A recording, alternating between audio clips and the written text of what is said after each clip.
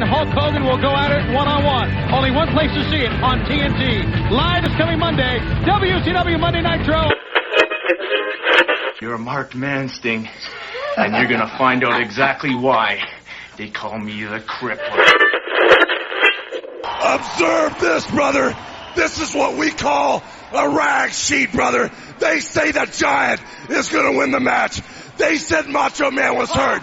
This is like a dinosaur compared to the internet, brother. We've got to congratulate you. You are the new WCW World Heavyweight Champion. You're a friend of mine, Hulk Hogan. We've been to hell and back about a dozen times. And I value your opinion. I didn't see nothing, I swear. Hello, my name is Bob Bamber and welcome to the Wrestling 20 Years Ago podcast, going back in the time machine to November of 1995 for Volume 2 of this month's show. Volume 1 is the WWF show looking at Survivor Series, and Volume 3 is all of your ECW action, including November to Remember, which leaves us with Volume 2 on WCW looking at World War 3. I'm being joined first by Rory McNamara. Rory, hello. Hi guys, how are we doing? Very well, and Chris White. Hi Bob. Chris kicks off with the news. Randy Savage is the new WCW World Heavyweight Champion, winning the vacant title in the 60-man main event at World War III. The title was vacated despite Jimmy Hart's best efforts, which included a clause in the Halloween Havoc main event that Hogan would lose the title on a DQ. Savage won the title in the three-ring Battle Royal main event, although the finish was marred in controversy, with Hogan incorrectly being ruled to have gone over the top rope. The pay-per-view was also noteworthy for a bizarre interview segment involving Hogan and Sting that opened the show. Firstly, Hogan jarringly went back to the red and yellow with no real explanation as to why. Then Sting threw his black vest into a bin, which was set on fire by some pyro that briefly caused an actual fire. Finally was a reference by Hogan to the rag sheets, talking about their allegedly incorrect reporting of certain events. Hogan said, "Observe this," before throwing some paper onto the fire. The rest of the World War III pay-per-view represented one of WCW's better efforts of the year. Johnny B. Bad retained the TV title over Dallas Page in a match with the Diamond Doll as a prize for the winner. Kensuke Sasaki, who had defeated Sting for the US title on a tour of Japan, retained the title over Chris Benoit. And there were also wins for Big Bubba, the team of Bull Nakano and Akira Hokuto, Lex Luger and Sting. In the battle for ratings on Monday nights, WCW won a victory of sorts, putting Hulk Hogan vs Sting in their first ever match on the November 20th Nitro. The match combated a live edition of Raw, coming the day after a pay-per-view and a title change, which featured the storyline collapse of Shawn Michaels mid-ring. Nitro won the ratings with a 2.5 against the 2.3, although for a match of the magnitude of Hogan and Sting, it should still be considered a disappointment. The bizarre U-turn on the dark side of Hulk Hogan was probably caused by WCW delaying or scrapping plans for Hogan taking time off. Originally, he wasn't going to be wrestling at all in November, but WCW feel the WWF are vulnerable right now, and as a result wanted to keep Hogan around. The story partially explains how the world title got into such a muddle. While Savage was the champion, Hogan left the pay-per-view with a legitimate claim to the title. Sabu left WCW this month after his initial WCW contract expired and returned to ECW on an initial one-night deal that you can hear about in Volume 3 of this month's show. The company, it is said, were not happy with him over many things, including his out-of-the-ring brawling and inability to keep to time. That being said, WCW are said to be extremely happy with the other three ECW signings of Chris Benoit, Eddie Guerrero and Dean Malenko. Sting!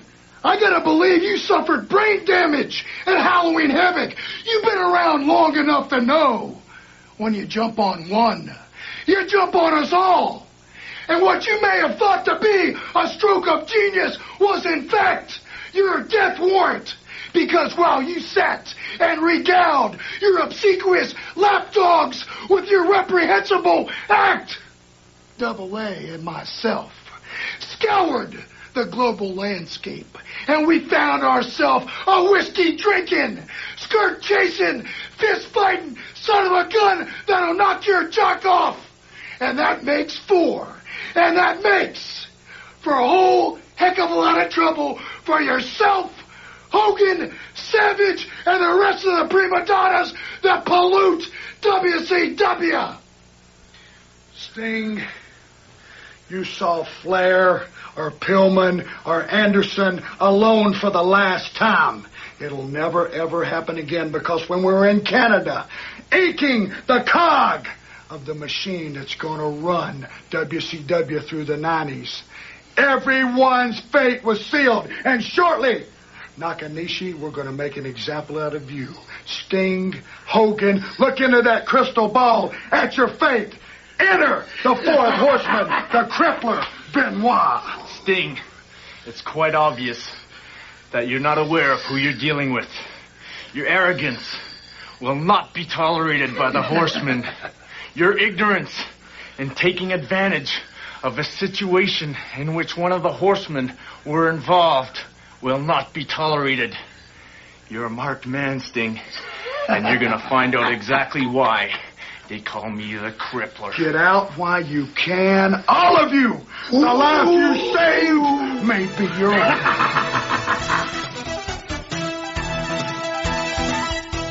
We start with Saturday night on November the 4th. We cut to WCW Pro. Bobby Heenan is with Sonny Ono and Chris Cruz. Heenan says he and Ono have purchased some time on the show to air some Japanese matches on the Pro. This is a way of getting some Japanese talent into US homes ahead of their link-up in the coming months, particularly at Starrcade.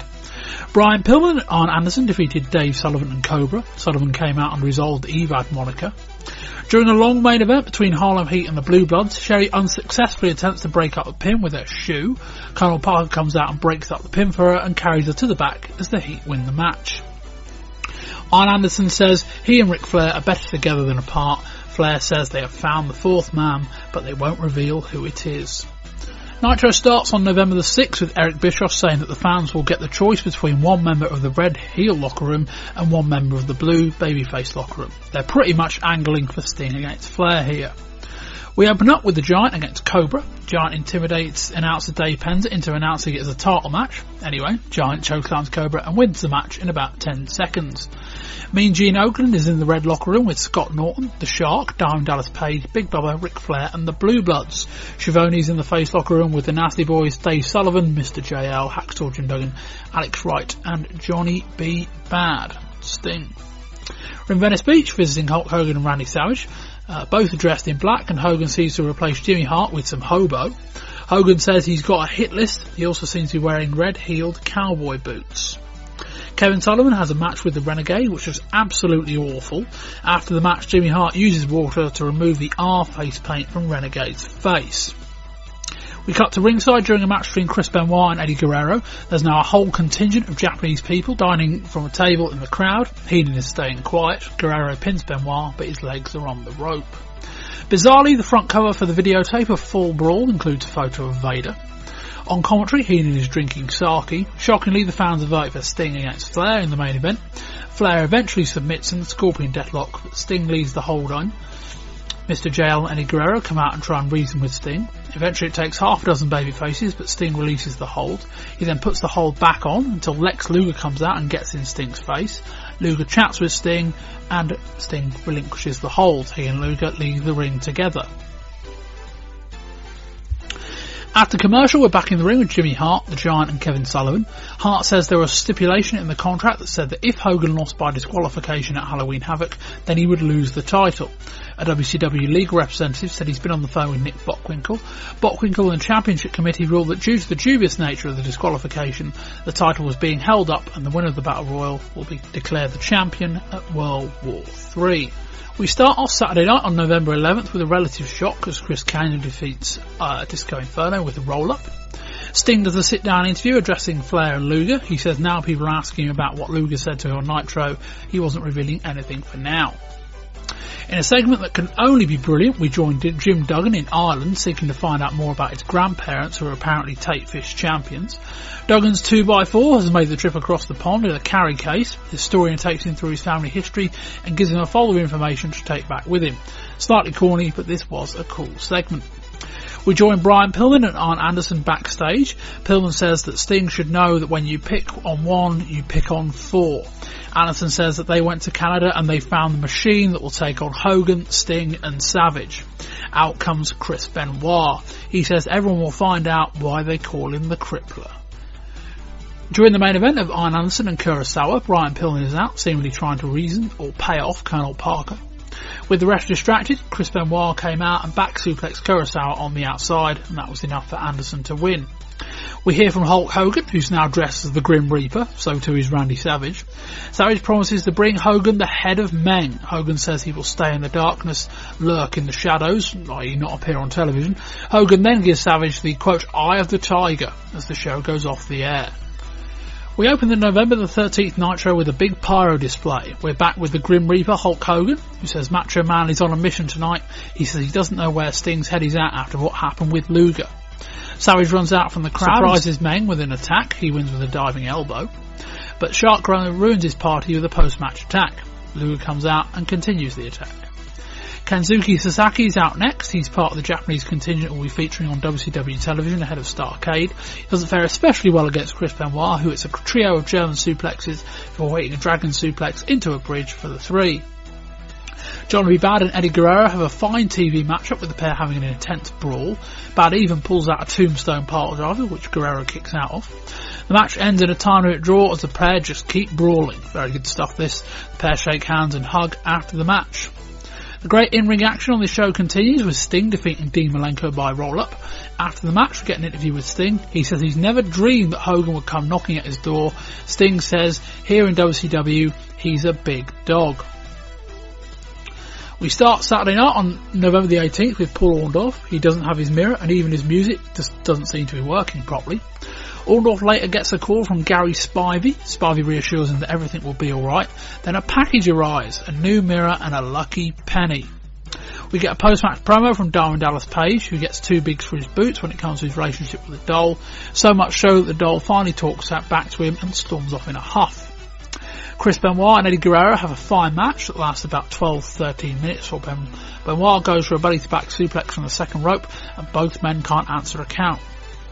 We get a video package with Dean Malenko. He says he's the man of 1,000 holes and introduces us to the Texas Cloverleaf.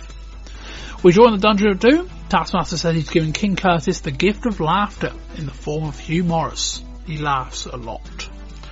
We're underground with Savage and Hogan. Savage asks where Sting has been in all of this. Hogan calls out Sting ahead of his match on Monday.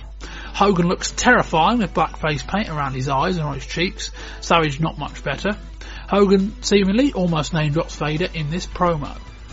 Opening Nitro on November the 20th, the Shark attacks Scott Norton as Norton walked out for their match. Norton wins with a quite impressive scoop slam. We get a promo from Jimmy Hart trying to get inside Sting's head, implying that Hogan never had his back. Disco Inferno delays the start of Eddie Guerrero against Ric Flair, trying to sell us his CD.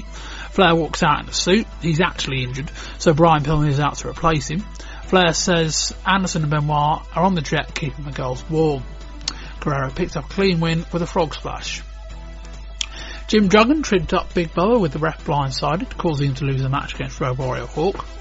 Savage leads Hogan out ahead of his main event with Sting, but it's a bruise as Hogan comes through the crowd wearing a black face mask, red cowboy boots and trousers that say Hulkster and Giant Killer written on the side. Sting, for what it's worth, is wearing red and yellow. Hogan was booed throughout the match. They also seem to be having someone feeding Bischoff lines when Rory's on commercial so that he can tell channel flickers to stay tuned. Hogan fought out the Scorpion Deathlock to a chorus of boos. The match, of course, ended when Dungeon of Doom ran out and started laying waste to them both.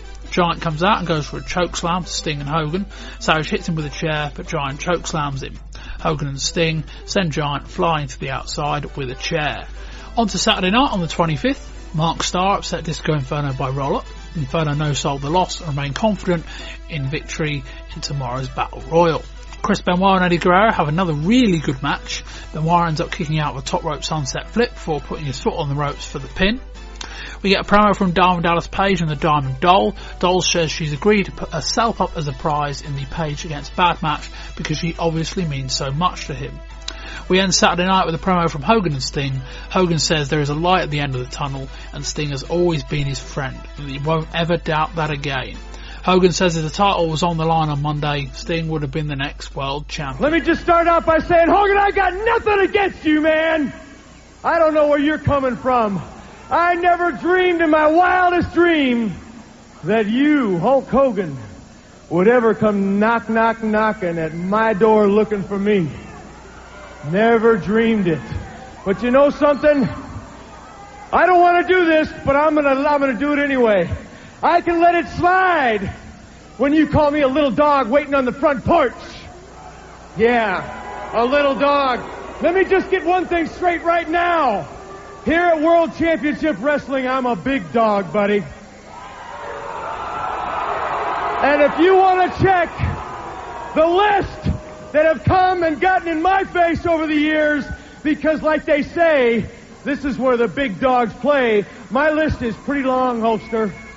And I ain't gonna walk away. I'm gonna do the same thing I've done all along. Hulk, as a matter of fact, I'm kind of looking forward to it. Sting, if I could interrupt, I have always contended, if it looks like a rat, if it smells like a rat, and if it quacks like a rat, you can rest assured that it is a rat. And Hogan says something doesn't smell right here. I don't think there's any reason why the Hulkster and the Stinger can't get this squared away. If it has to be right here in the ring, then so be it. I'll see you next week.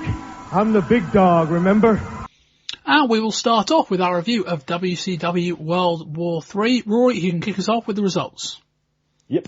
Johnny B. Bad defeated Diamond Dallas Page to retain the WCW World Television Championship. Big Bubba Rogers defeated Jim Duggan in a taped fist match. Bull Nakano and Akira Hakuto defeated Mayumi Ozaki and QT Suzuki. Kensuke Sasaki defeated Chris Benoit to retain the WCW US Heavyweight Championship. Lex Luger defeated Randy Savage. Sting defeated Ric Flair. And Randy Savage won the 3-ring 60-man battle royal for the vacant WCW World Heavyweight Championship in a match which also featured Scott Armstrong, Steve Armstrong, Arn Anderson, Johnny B. Bad, Marcus Bagwell, Chris Benoit, Big Train Bart, Bunkhouse Buck, Cobra, Disco Inferno, Jim Duggan, Bobby Eaton, Ric Flair, The Giant, Eddie Guerrero, Hulk Hogan, Mr. JL, Chris Kanyon, Brian Knobbs, Kurosawa, Lex Luger, Joey Maggs, Meng, Hugh Morris, Max Muscle, Scott Norton, One Man Gang, Paul Orndorff, Diamond Dallas Page, Sergeant Buddy Lee Parker, Brian Pillman, Sergeant Craig Pittman, Lord Stephen Regal, Scotty Riggs, Road Warrior Hawk, Big Bubba Rogers, Jerry Saggs, Ricky Santana, Kensuke Sasaki, Shark, Fidel Sierra, Dick Slater, Mark Starr, Stevie Ray, Sting, Dave Sullivan, The Taskmaster, Super Assassin 1, Super Assassin 2, Booker T, Squire David Taylor, Bobby Walker, VK Wall Street, Pez Watley, Mike Winner, Alex Wright, James Earl Wright, The Yeti, and The Zodiac. Bravo. Chris, what do you think of this show? Well, as I was watching it, I quite enjoyed it, and then we got to the main event, as is, look, I suppose you could say that about a lot of WCW pay-per-views. And then after the absolute cluster that was the main event had happened, I was thinking about the show in its entirety, and I actually struggled to remember some of the matches that I'd just watched within the last sort of 2.5 to 3 hours. And I think that really summed it up for me. Some of the earlier matches were great, but with the exception of the opener, most of the good matches on the show we'd seen before, and they'd probably been a bit better. So it wasn't very memorable in its entirety. So it was good at the time, but afterwards it was definitely forgettable. Rory. Yes, I think that's a fair comment. It was a WCW pay-per-view, so with that, you know you're going to get some high highs, you know you're going to get some very low lows, and you're going to get some real what the hells. And I think we got all of those in abundance here. Taken on the whole, did I enjoy the show? Yes, I did, but there are some major caveats. The main event being the ultimate one of all, but we'll get to that when we get to it. But on the whole, did I enjoy the show? for 2.5 hours viewing? Yes, I did. Just about. Yeah, I'd agree with those sentiments. If you take all the match action before the main event into a separate category, I think on the whole that was one of the better WCW shows of the year. In fact, it probably was. And then we got to the main event that, from what I hear, was probably, to put it in context, because we haven't actually explained this bit, 3 rings in a kind of triangular formation, 60 men, as Rory quite brilliantly read out earlier. And basically they decided to do the main event with TV having 3 separate kind of video boxes on the TV screen, with the view that, well, you can watch everything. The problem really was we couldn't really watch anything because it was also small. And apparently, I'm told that match only lasted 29 minutes because I thought it lasted the better part of an hour, which isn't a good sign at all. But we'll come to that. But the action, I think, otherwise was pretty good. Anyway, we open up with a view of the 3 rings that they're formed a triangular formation. Bobby Heenan predicts about 3 different winners of the Battle Royal. Mean Gene Okerlund is joined bizarrely by Hulk Hogan, Savage and Sting. All right, Tony, Bobby, it is time to fish or cut bait, because tonight 60 men are going to be vying for the title of WCW Heavyweight Champion of the World. Macho Man Randy Savage, Sting, Hulk Hogan. A lot of people are picking you to regain your title tonight. And this capacity crowd, no exception here in Norfolk. Well, you know something, Mean Gene? Out of something bad always comes something good, brother. Because these Hulkamaniacs have stood with me with the training, the prayers, and the vitamins, I took a walk to the dark side, brother. If I would have taken the final step, maybe I wouldn't be here with my 2 best friends tonight. But, brother, now I know who my friends are, man. And tonight, the dark side of Hulk Hogan, brother, will be no more, brother. The dark side of Hulk Hogan is over, brother. That's the deal. And just like everybody else, man, we're gonna burn the Dungeon of Doom, brother. I will never, ever again question Sting. Macho Man's my friend. Sting has stuck by me since day one. I want to be your friend forever. I don't care what your trip is with Lex Luger. I will always be your friend, Stinger. I'm with it! The Hulkster! Yes! That is WCW! And the black is gone for good! Right, much? When you're wrong, and I was wrong, and I just want to say I'm sorry. You're the coolest dude in the world. I think we got a little fire going here. Can somebody get this out, Hulk? I get the point. Well, you know something, Mean Gene? Something that's really funny that we've been laughing about in the back is the fact that everybody said the Macho Man has a legitimate injury, brother. What a joke. The Macho Man's arm is perfect. That was just a plan. Because between the Stinger, Macho Man, and Hulk Hogan, the WCW title, brother, is going to be with the Hulkamaniacs. Just like the people. You can hear him, Hulk. Listen to him. You know something, brother? Observe this, brother. This is what we call a rag sheet, brother. They say the Giant is going to win the match. They said Macho Man was hurt. This is like a dinosaur compared to the internet, brother. The internet's got the scoops. We're going to steal the belt, the Stinger, Macho Man, and Hulk Hogan together. The Macho Man's not hurt. And what are you Hulkamaniacs going to do when the Stinger, Macho Man, and Hulk Hogan run wild on you guys? What are they going to do? Hogan says he took a walk to the dark side, but he didn't take the final step. He rips off the black bandana, the black top reveals the red and yellow again. Sting sets his vest on fire. That's Hogan's vest, not Sting's. Savage said he was wrong and that Hogan is the coolest dude in the world. Hogan then says that rumours about Savage's injury were false. Hogan then says, observe this. This is what we call a rag sheet, while holding presumably what is a copy of the Wrestling Observer. In the meantime, Sting attempts to put out what looks to be a very genuine fire that kind of happened in the bin in front of him, that's getting out of control. Rory, this was bizarre on about 3 different levels. Where to begin with this? I'm never the world's biggest fan of, inverted commas, shoots on wrestling television. They can work if they're played directly into an existing storyline and used as an extra buffer. Lawrence Taylor and Scott Bigelow this year being a prime example. But this was just there for the sake of it. I mean, why bring the Wrestling Observer? Okay, they didn't mention it, but that's obviously what they were talking about. Why mention that in a professional wrestling show? Why would Hulk Hogan, the ultimate larger-than-life character, even know what an inverted commas rag sheet is?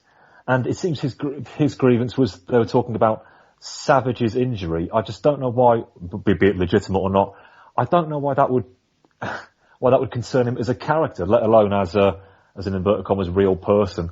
I mean, I'm guessing here, but I presume this is Hogan, and I would imagine Bischoff as well. This is just a collection of various grievances they might have had against the Observer, and they've chosen to make their point in this way.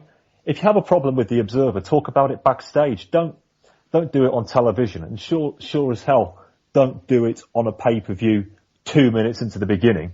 And that was some fire as well, by the way. Sting struggled to put that one out. Chris. But yes, it just took me out of the moment straight away. It wasn't a good start. Chris, I agree with everything Rory said. It was just downright bizarre, to be frank. And you have to think that more people would be aware of the Observer after this sort of shoot interview than before. I didn't understand the point. I didn't understand the meaning behind it.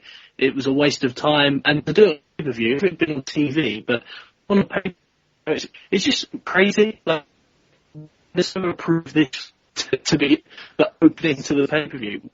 I don't know what they were on, but it was just ridiculous.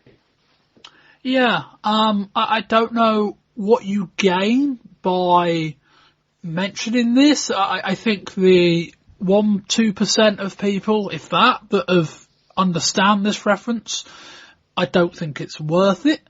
And yeah, like he's saying, all these rumours about, the Giant winning the match. It's like, it's less about calling out the Observer. It's more about reminding people that wrestling's fake, which is like a little bit of a bizarre move. And then, so Sting grabs Hogan's dark vest, throws it onto the thing. They have some pyro set up to set the thing on fire in inverted commas.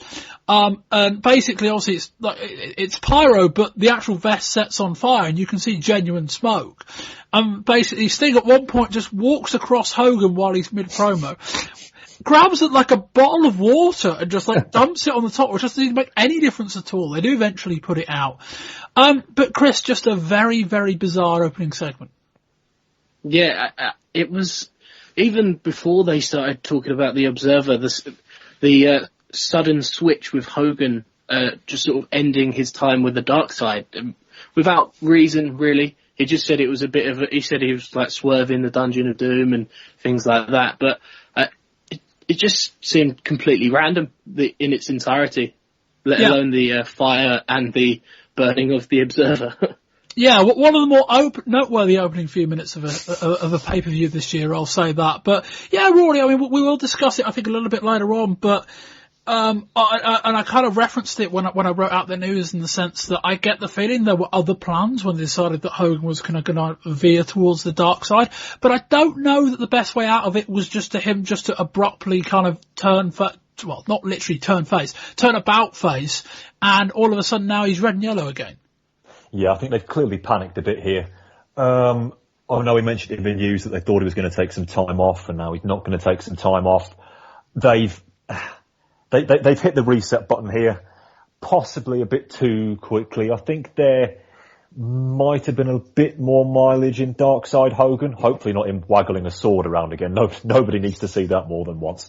But they could have gone a bit further with this, but I'll use that word again. They panicked here, and they've written it off too quickly. That's not to say I think Darkside Hogan was a roaring success necessarily, but they abruptly ended it, and it's made them look a little bit foolish. I think it was a mistake to end it so quickly.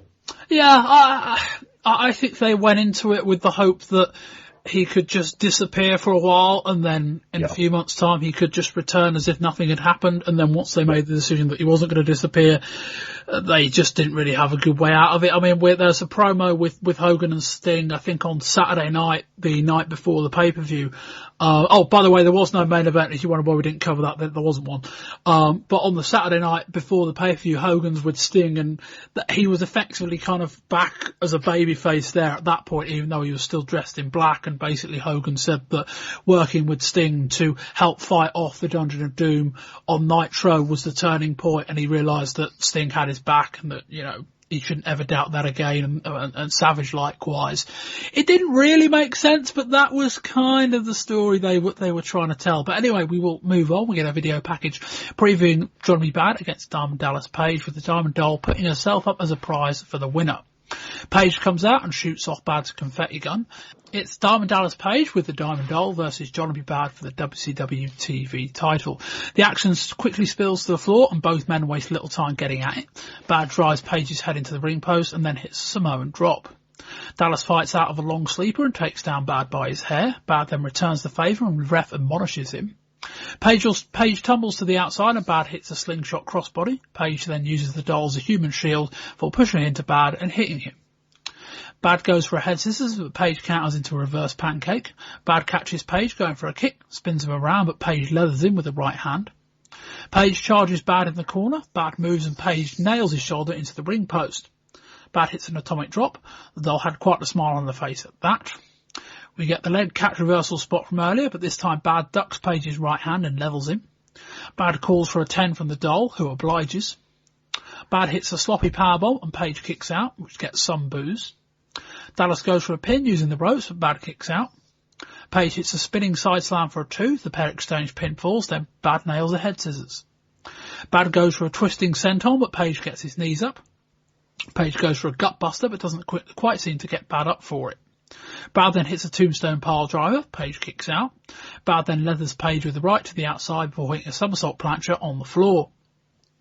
Bad hits a slingshot leg drop back into the ring and pins Page for the 3. The doll looks a bit shocked. Doll gets in the ring and hugs Bad, but she looks reluctant. Chris? I thought this was fantastic, and it far exceeded the expectations I had of it going in. It was an excellent pay-per-view opener. It clicked pretty much in exactly every way you could hope for, and the crowd were really into it. They were really behind Johnny Bad throughout, and DDP got some great heel heat throughout, especially the spot where he's hiding behind the Diamond Doll. I really enjoyed even DDP's in-ring trash talking, always worth a smile, made me laugh throughout, and it was just a loud crowd that popped for everything, and it was a really, really fun opening to a pay-per-view. Rory? Yep, totally agree. This is how you open a pay-per-view. A fiery babyface against a cocky heel. Classic booking, and they both pulled it off fantastically. This is the 3rd pay-per-view match in a row now, which Bad has opened the show, and he's really, really gone for it. He has taken that ball, he's run with it. I'm very much a fan of his in the ring. He's a good brawler, as you would expect, given his legitimate background. He's a good mat wrestler come technician, as I also think he proved that in the match against Eddie Guerrero on Nitro a couple of weeks ago.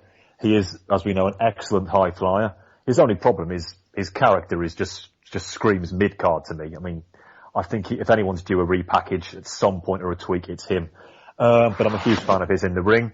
And Page has really, really upped his game in the last 3 months, I think.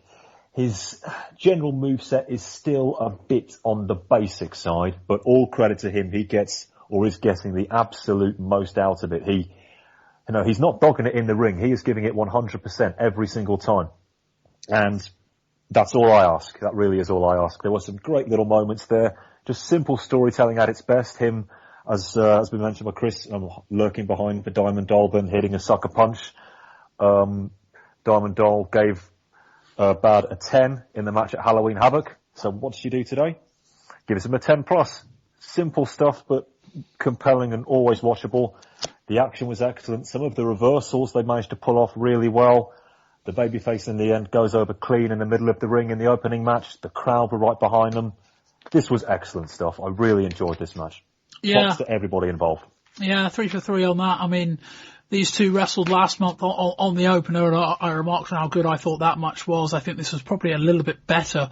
It just kind of goes to show what happens when you've got two guys with well-developed characters. They've done a ton of work on the Dallas Page character this year. Like, WCW Saturday Night, I'd say he's been involved in probably between 40 and 50% of all of the kind of outside filming angles that they do on WCW Saturday Night, just to really kind of help give that character some depth. And they're really paying off with that in terms of how the crowd are responding. And Bad is a bit of a flat baby face, but he's at least good enough. I'd agree with Rory that I think if they're going to get him much higher up the card, they're going to have to, I wouldn't say repackage him, but I think they're certainly going to have to tweak it a bit, make it a bit less cartoony, a bit less Little Richard, a bit less, pop star-y type thing, and a bit more kind of serious wrestler. But their chemistry's really good. The action's really good. It's very difficult to fault this, and we're going to come on to matches later in the show, that I think a lot of people would argue were better wrestling matches that didn't get half the reaction that this match did. And, it's difficult for Benoit, who's, it may be Canadian, but hasn't really featured on WCW television much, and Kensuke Sasaki making, only his second appearance as well. It's difficult for them guys to get a reaction, but this is proof what can happen when you do. And Chris, one thing happened that I wasn't particularly expecting, certainly last month. They've, at least for the short term, sided the doll with Johnny B. Bad. They're talking about potentially bringing in Woman from ECW, Kevin Sullivan's real life wife, into manage Dallas Page. I don't know about the doll and the Johnny B. Bad combination, and judging by what happened on Nitro the following night, I'm not particularly sure WCW do either. No, I have to just assume that this sort of angle with the doll being paired with Johnny B. Bad is more to do with a storyline between herself and DDP than it has anything to do with any plans they had with actually pairing these two together in anything other than the very short term. It's hard to imagine that was the main reason they'd have done it, is to add another layer to DDP's character and another sort of storyline for him to run with, as the relationship between him and the Diamond Doll sort of continues to break down in that aspect. Roy? Yes, I'd agree with that. I did like when, at the end of the match, when, Diamond Doll went with Bad, she didn't just do the cliche of, say, just jumping into his arms, as you said in your report. That reluctance was there, which gives you a kind of an extra bridge to build from storyline. I'm not entirely sure where else they can go with it. I mean, I'm with Chris on this. It's in that particular storyline, Bad is playing third wheel between the Doll and Page here. I hope they know where they're going with it. It certainly worked for what they tried to do at the pay-per-view. Let's wait and see. Yeah, it all seemed a bit weird, just in the sense that Diamond Doll put herself up in that position. I think it would have made more sense if Diamond Dallas Page would have volunteered her up. Yes. In the sense saying, I'm going to put you on the line. This is how much I think I'm going to win. I don't know why the Doll, if they're trying to present her as quite a smart character, and I don't want to debate, it's too long. I don't know whether they are, long story short, but I think if you're going to try and have Doll be a reluctant, kind of confused partner of Johnny B. Bad, I wouldn't have had her confidently on Saturday night the day before saying, yeah, I put myself up on for this. I want Dallas to show how much I mean to him. And it's like, okay, but we've got history with Page losing big matches. You shouldn't be surprised if he does. But we will see about that. Anyway, Mean Gene Okerlund is on the stage shooting a story about the WWF Steroid Trial from the New York Post. We did briefly recap that in the WWF part of Volume 1. He's also claiming it as a WCW exclusive. I'm not sure how you can claim a New York Post story as an exclusive. He then interviews Johnny Bad. Bad tells the Doll to do what she wants to do most in life. She says she will consider his offer, but congratulates Bad and says the better man won. We move on next to Big Bubba versus Hacksaw Jim Duggan in a taped fist match. Duggan runs out during Bubba's entrance. He has a 2x4 around his neck on a rope. Duggan sets to hit Bubba with the board, but relents. They head to the outside and the action spills to the top left ring, which gets a pop. Duggan holds Bubba's head between two ring posts, which is a unique spot. Duggan then moves Bubba Meanwhile, on commentary, Tony Schiavone suggests fans between the rings have a bird's eye view. I don't think that's how that works, Tony. Bubba levels Duggan with the right hand on the outside. On the apron, Bubba chokes Duggan using his foot. We then get into the top right hand ring. Bubba hits an impressive enziguri. Bubba pulls out some more tape and takes Duggan to the top rope and starts slugging him with rights.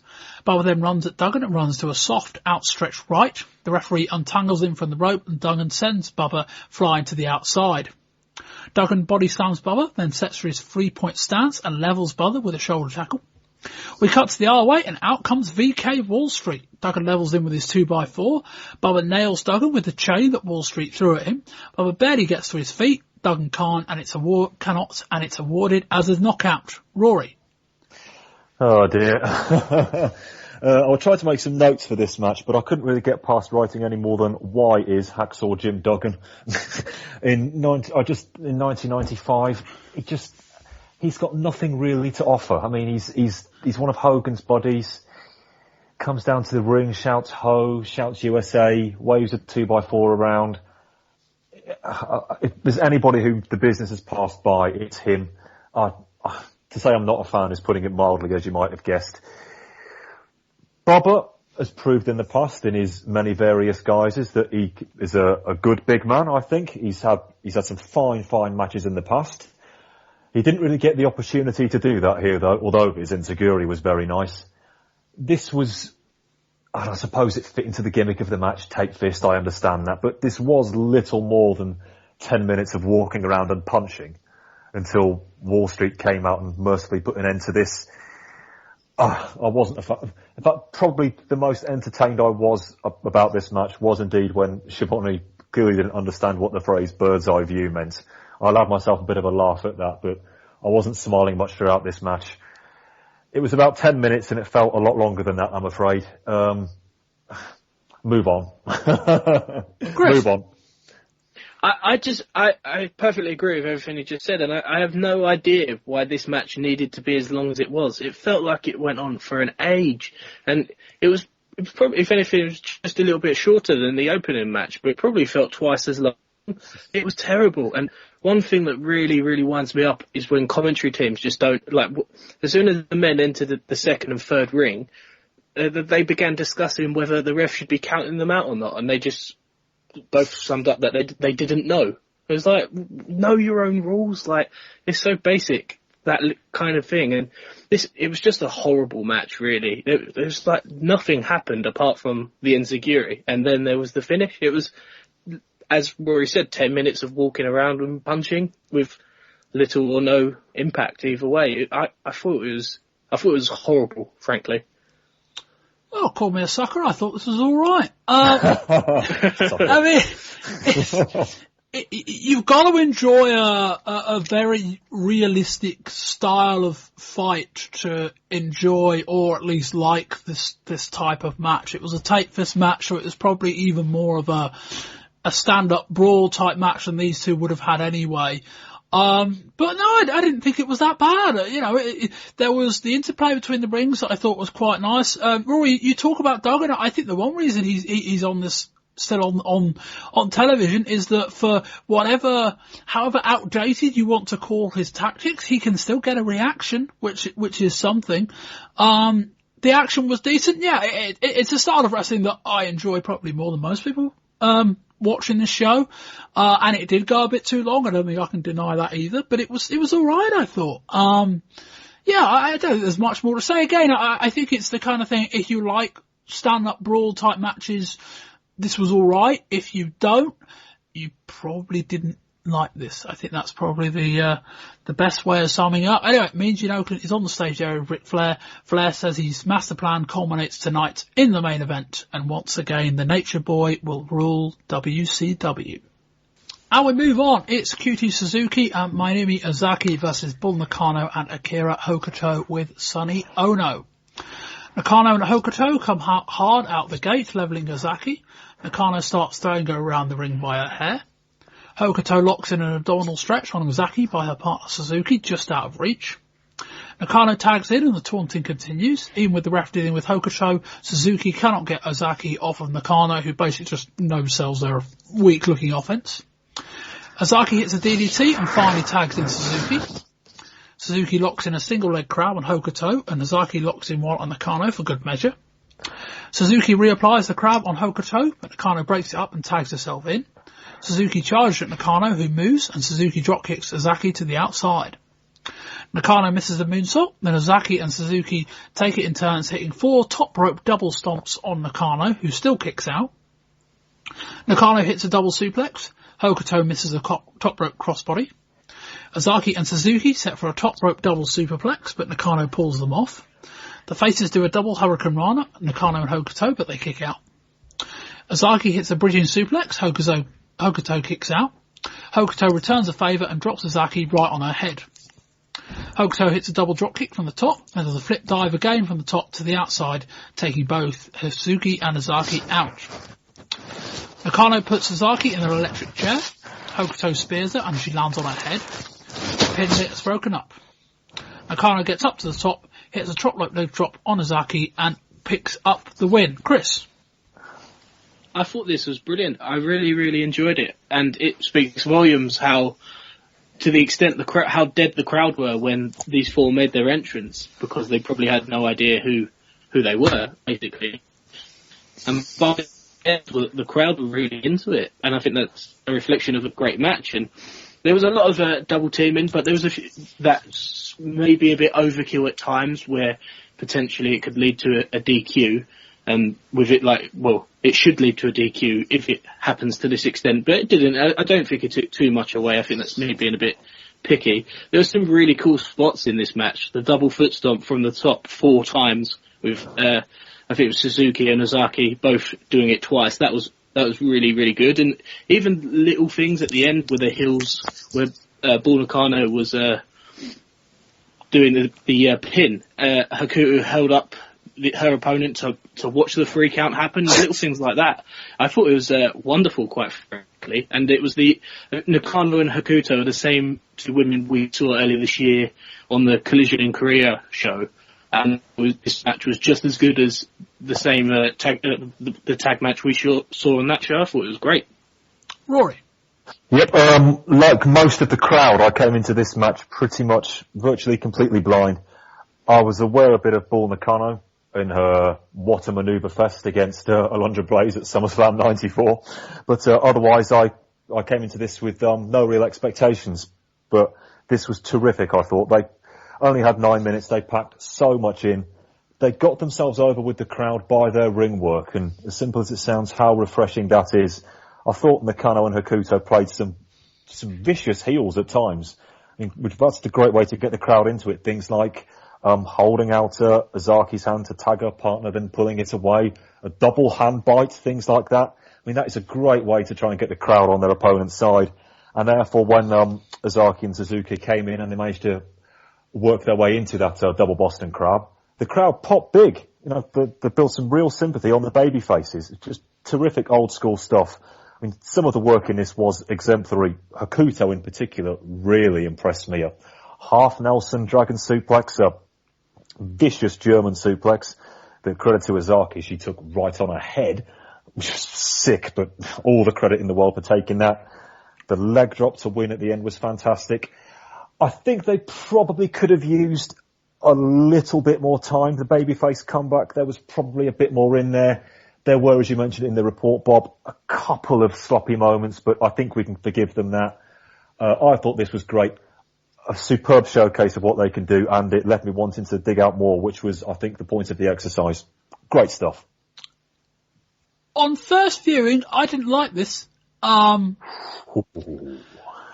I'm glad I went back and watched it again. I'll tell you why I didn't like it first up, and it's not to say the second viewing completely turned me around on the match, and again, it kind of speaks a little bit to what we covered in the match before, in the sense that I quite like wrestling looking like a fight. I like to be able to believe what I'm seeing is even though it's clearly staged maneuvers and strikes, I like to believe it's real, and I like wrestlers to sell it like it's real.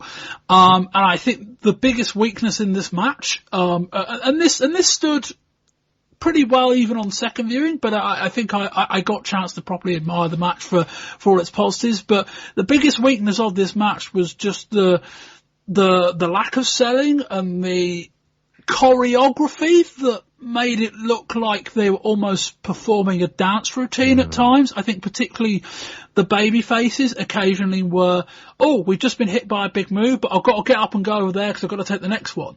And it's like, yeah, that's not really how this works. But that still stands to a point. But again, on second viewing, I soften my opinion on that. You cannot deny, one, that the action was fantastic at times. Really very good. Paul Nakano's never looked this strong in the WWF. I don't know whether it's just because they'd never let her or because they want to make Alundra Blaze look strong. But if they'd have let Nakano come out and wrestle this kind of physicality against Alundra Blaze, I think those matches would have done even better than they did. And yeah, some of the moves later on, I mean, WCW doesn't really, I think this is probably the first women's match we've done on a WCW show, assuming you ignore the Collision in Korea event. And this, as you say, Rory, this would have been the first time that the audience would have been exposed to women's wrestling and Japanese women's wrestling, and these four characters in particular. They went from being dead to being really into the match inside about 10 minutes.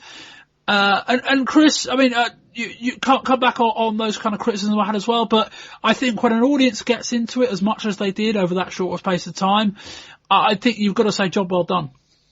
Yeah, absolutely. That is probably the ultimate compliment that you could pay these four women off the back of this sort of 9 to 10 minute match.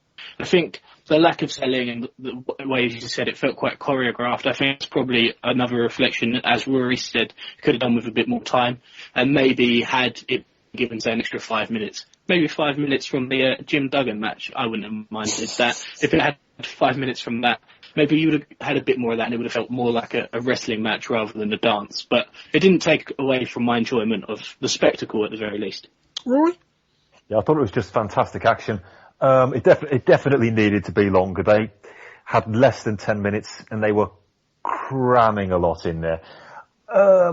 Just thinking about it now, one thing that did annoy me ever so slightly was on commentary. It was Mike Tenay, who I like as a commentator. I think he actually said twice, this match is a big deal in Japan. The subtext being, it ain't a big deal anywhere else. I don't really think it needed that. And I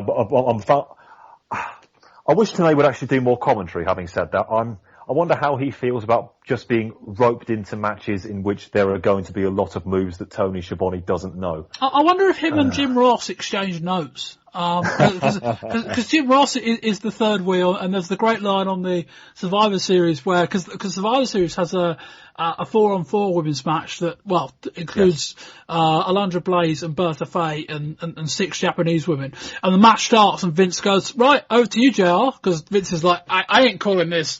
Although admittedly Vince does call a Japanese tag match on the Raw the following night and actually doesn't do as bad a job as you might think, but I'm sidetracking myself. But yeah, I'd agree on Tenay. I think he did a good job. I wouldn't say the subtext of this match is a big deal in Japan is a way of trying to undercut it. I think it's it's a way of trying to build it up, as in, yes, we haven't given it much build here, but there are a lot of people in Japan watching this match because it's 4 of their women representing them on a worldwide stage.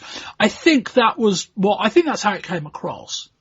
I think it's fair to interpret it that way. Don't get me wrong. Maybe it's just me being maybe I was being a bit over cynical after the previous match, perhaps. But again, it's almost like I'm nitpicking here. I thought this was a terrific match, and like I say, it's got me wanting to search out more Japanese women's wrestling. Excellent stuff again.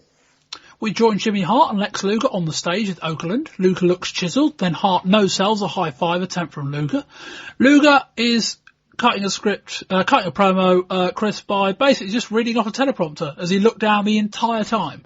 They didn't even try and disguise it. While Jimmy Hart was talking, he's looking around, he's posing, he's taking it all in, and then the second he starts speaking, it's just eyes straight focused on where I assume is sort of the script directly underneath the camera, and he doesn't divert them once. He doesn't even attempt to. It was almost comical. It was like you'd see something. This was like something you'd see a comedy character do. and sort of like a parody of a promo almost. I thought it was laughable.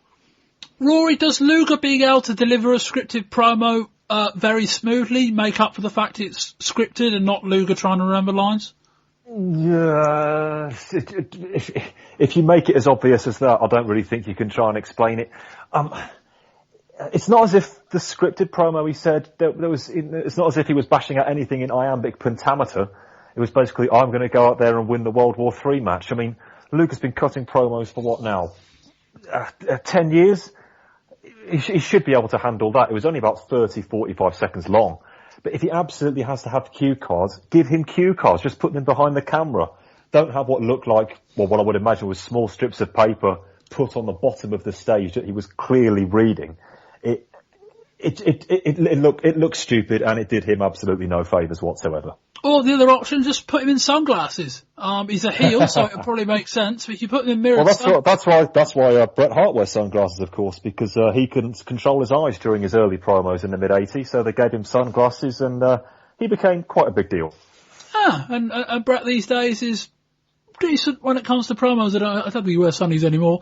Anyway, we move on. It's Chris Benoit versus Kensuke Sasaki with Sonny Ono for the WCW United States title. Just to fill people in, Sting went on a tour of Japan and lost the US title to Sasaki.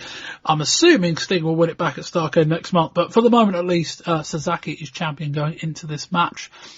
We start with an exchange of snapmare takedowns. Benoit takes control with some ground submissions.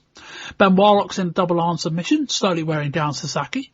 Sasaki fights out with some kicks and hits an effortless body slam and another. Sasaki pits Benoit over his head and drops him on the outside. Benoit does a fast tope, taking Sasaki down, but nearly collides with the guardrail. The crowd dead silent. Sasaki hits a lovely power slam for a 2 count. On commentary, Ono says that after being kicked off the pro, he and Heenan have worked out a deal ahead of Starrcade.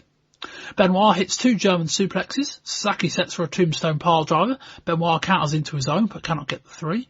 Oh no, he doesn't try and pin him, sorry. Benoit goes to the top, hits a diving headbutt, but cannot make the cover as he's selling the impact. Sasaki kicks out. Sasaki hits an impressive one-arm powerbomb, then goes to work on Benoit's arm, who scurries to the ropes. Sasaki hits an impressive brainbuster for the win. Rory. Well, I'm delighted that we're seeing Chris Benoit in a mainstream North American promotion. If anybody deserves to be there, it's him. I think he's an absolutely sensational worker. And it's like we talked about in the news, it sounds like they're getting behind him as well, and quite rightly so. Haven't seen a massive amount of Sasaki, I must say, but the bits I've seen, I've been impressed by. This was 2 excellent wrestlers wrestling excellently, but it didn't quite click as an excellent wrestling match. And I think the lack of crowd response did hurt them. They didn't quite know how to take things up and riff into another gear. They were going to stick with their plan no matter what. A very good plan it was, don't get me wrong. I mean, from start to end, the work was exemplary, absolutely exemplary. But it almost felt like I was watching a training match between them, as if they had a spare 10 minutes at the end of a gym session, went into the nearby ring and tried a few things out. Sasaki being US champion and the crowd not even seeing him win the title probably took them out of it a bit, coupled with the fact that Benoit is still a relative newcomer. Okay, they're trying to get some work some residual heat by him being in the Horseman, which I think is a good move, him being there, by the way. But I don't think the crowd have quite bought into that yet. I was very, very impressed indeed by the work. I was always going to be. But I do think they're capable of better with a hotter crowd. Again, a bit more time, possibly a bit more riding on it. Also, while I'm here, the finish seemed a little bit out of nowhere as well. Sasaki hits a clothesline, hits a brainbuster, a very, very nice one as you'd expect, and gets the victory. It just felt it was lacking something from start to finish. Great work. Massive fan of Benoit. Like everything I've seen from Sasaki. Good stuff. But I think they would have gone to the back and felt a little bit disappointed. Chris? No, I completely agree. This felt slightly like an exhibition match to me. That's how I describe it. And it felt like that sort of they laid the groundwork, and it had an excellent sort of opening 5-6 minutes where it felt like they were laying the groundwork for maybe a 25-minute match with the sort of chain wrestling and wall counts and things like that, and the way they kept standing off from each other. It felt like they were laying the groundwork for something bigger, and then they transitioned very quickly into the finish of the match and the closing sort of moves of the match. And I think, as you said, as Rory said, with the US title changing hands without the crowd seeing it, I think that's really explains why the crowd were as dead as they were, because this match was definitely, it was good, and I enjoyed it, but I did expect more, and the crowd was so dead probably because they were completely taken out of the story of Sasaki holding the US title with it happening at Tour of Japan. I'm sure if he's going to be around matches like this, if he's going to be facing Sting at Starrcade, this is how you get the crowd more into him as US champion, or sort of not into him, but against him, and get some heel heat on him before that rematch with Sting. So I did enjoy it. It was good, but I definitely expected a lot more, so it felt a bit flat for me. Yeah, people who have heard me review WCW matches starring Japanese wrestlers in the past will have heard this comment before. I think when there was a match with Great Muta last year, I think against Steve Austin. There was a match with Antonio Inoki last year against Lord Steven Regal. And in both cases, I said you've got the Japanese wrestler against a heel WCW worker, and the crowd aren't getting into the Japanese wrestler as a babyface. In part because they don't know who they are, but in part also because the Japanese wrestler doesn't seem to make any attempt to emote themselves towards the crowd. And I suspect that's, and my knowledge of Japanese wrestling isn't great, but I suspect that's because in Japan you can get over just by working very strong style and not being the heel in the match. I think you can wow a crowd in Japan. I don't think you wow a crowd so much in the US as a babyface anyway. We saw in the previous matches the heels got over. I don't necessarily know that the babyfaces did. And I think that struggled, they both struggled with this here, and the fact that there's not a lot on Benoit at the moment. They brought him in, they're starting this build with him, and he's clearly very impressive, but they haven't given him, he just hasn't had the time yet to develop himself as a heel, so you're effectively working two completely fresh acts. And as a result, the match, while impressive, just never really got off the ground. The crowd weren't invested. As I made in my notes, the crowd were just silent. And the action was as smooth as you like. It was really solid work. I don't think you can fault anything that can happen in the match. But in terms of this as a spectacle, you might as well have been watching with the mute button on. And that's not a great sign, but equally, I don't think Benoit should be being paired with Sasaki. I think the idea was, I know why he was, because we've got Benoit who's worked in Japan before, can presumably speak the basics of the language involved to help him communicate the match, and would have probably worked with Sasaki before anyway. So I understand the decision to do it. The problem was that it works as a match, but it didn't work if you were in the crowd, and that was the biggest problem. But I get it. Sasaki will probably wrestle Sting, I would think, at Starrcade or in a rematch of this. I think him wrestling Sting would make a lot more sense. I mean, it'd make him a heel, but I don't think that'd matter. The crowd don't really know who he is. And the crowd are definitely going to get into a Sting match. I think that's probably if they are going to go that way, that's probably the best way to do it. We get a promo on the stage with Taskmaster, the Giant, and Jimmy Hart. The crowd rally behind Hogan. Oakland tries to tease Taskmaster with the idea that the Dungeon of Doom may implode. Giant says, roses are red, violets are blue, I'm going to kick your butt to Kalamazoo. Whatever. Tony Schiavone then invites people to look at buying Starrcade on Sunday, December the 27th. A graphic then comes on the screen telling us that it's on Sunday, December the 27th. Schiavone then informs us that it's on a Wednesday, which it is. It's Wednesday, December the 27th. Okay. Savage then joins Oakland on the stage. Savage says he's jittery and that despite rumours about his arm, he's 1,000,000%.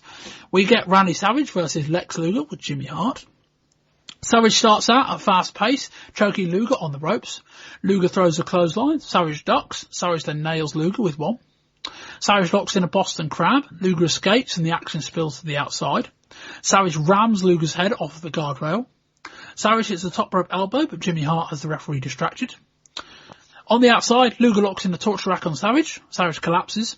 Back in the ring, Luger locks in an arm submission. Savage passes out and loses the match. Outruns Sting. Sting gets in Luger's face and talks him out of the submission. And the flip side of the Sting figure four, the Sting Scorpion Deathlock angle on Nitro. Chris, what do you think of this? It just makes the opening of the show even more bizarre.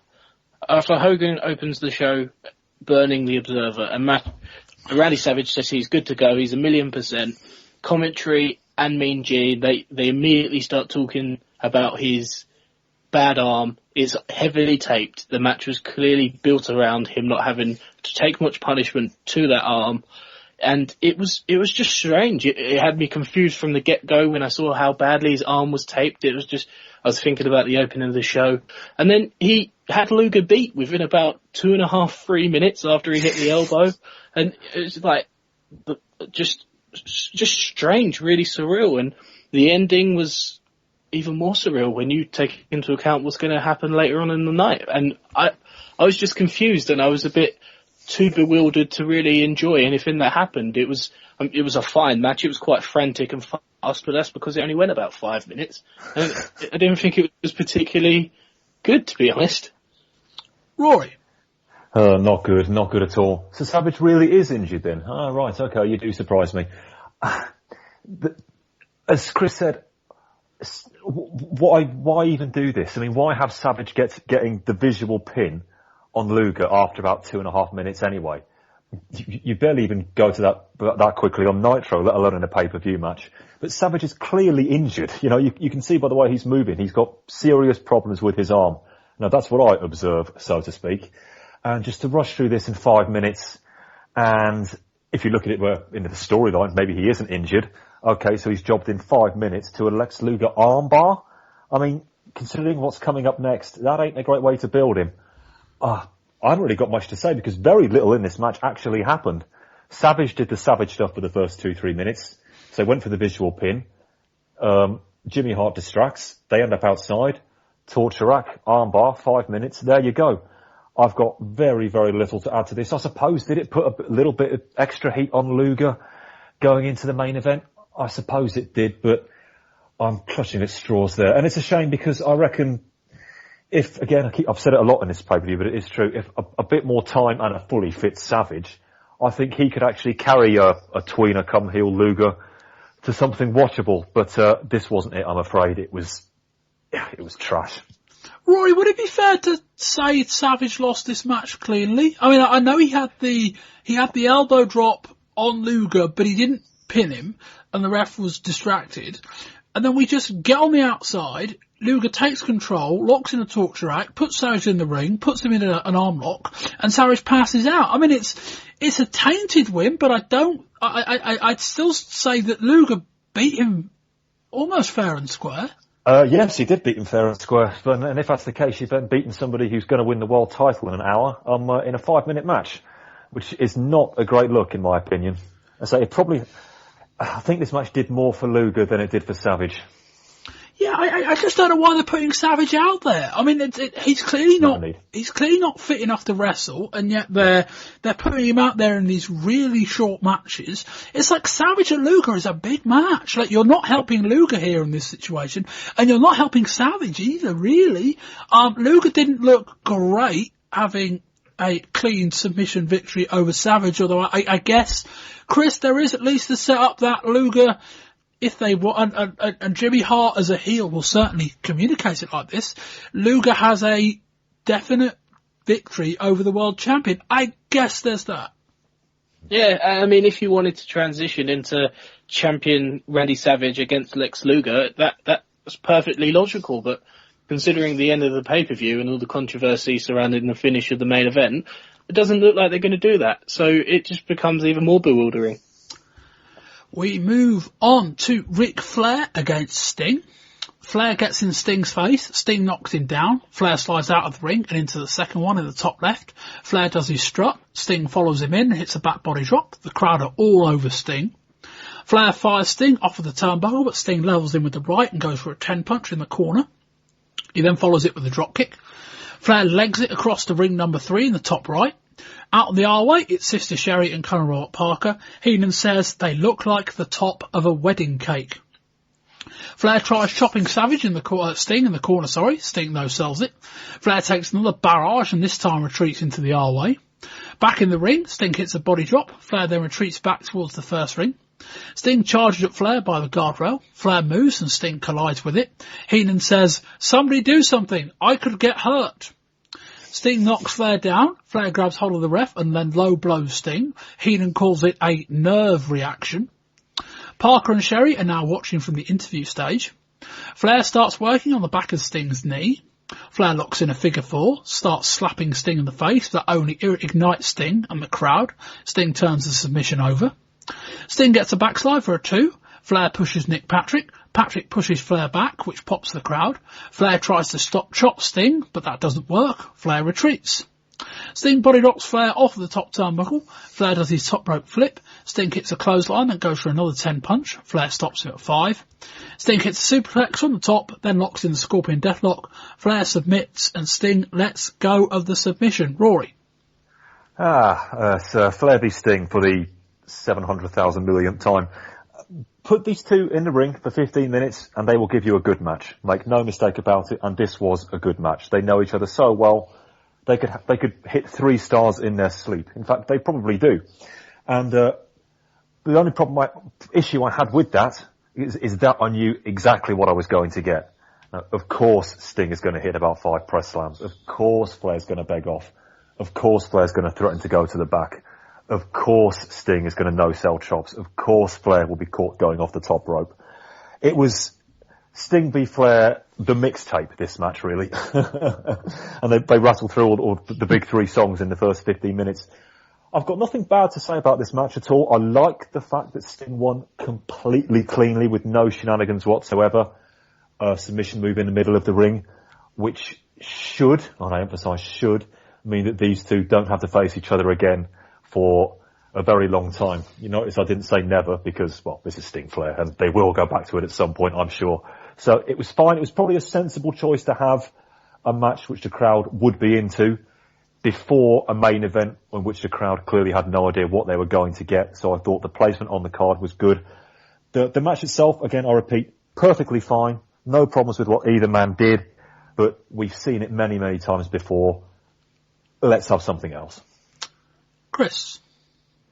I completely agree with everything Rory said, but myself, personally, I haven't seen too many. I've seen a few Sting Ric Flair matches, but not too many. So perhaps my enjoyment level was slightly greater having seen less Sting Ric Flair matches than the both of you. But I really enjoyed this. There's not much more to say, really, than what Rory said. It did feel like a greatest hits sort of match, basically, between the two men, and everything you knew would happen did happen.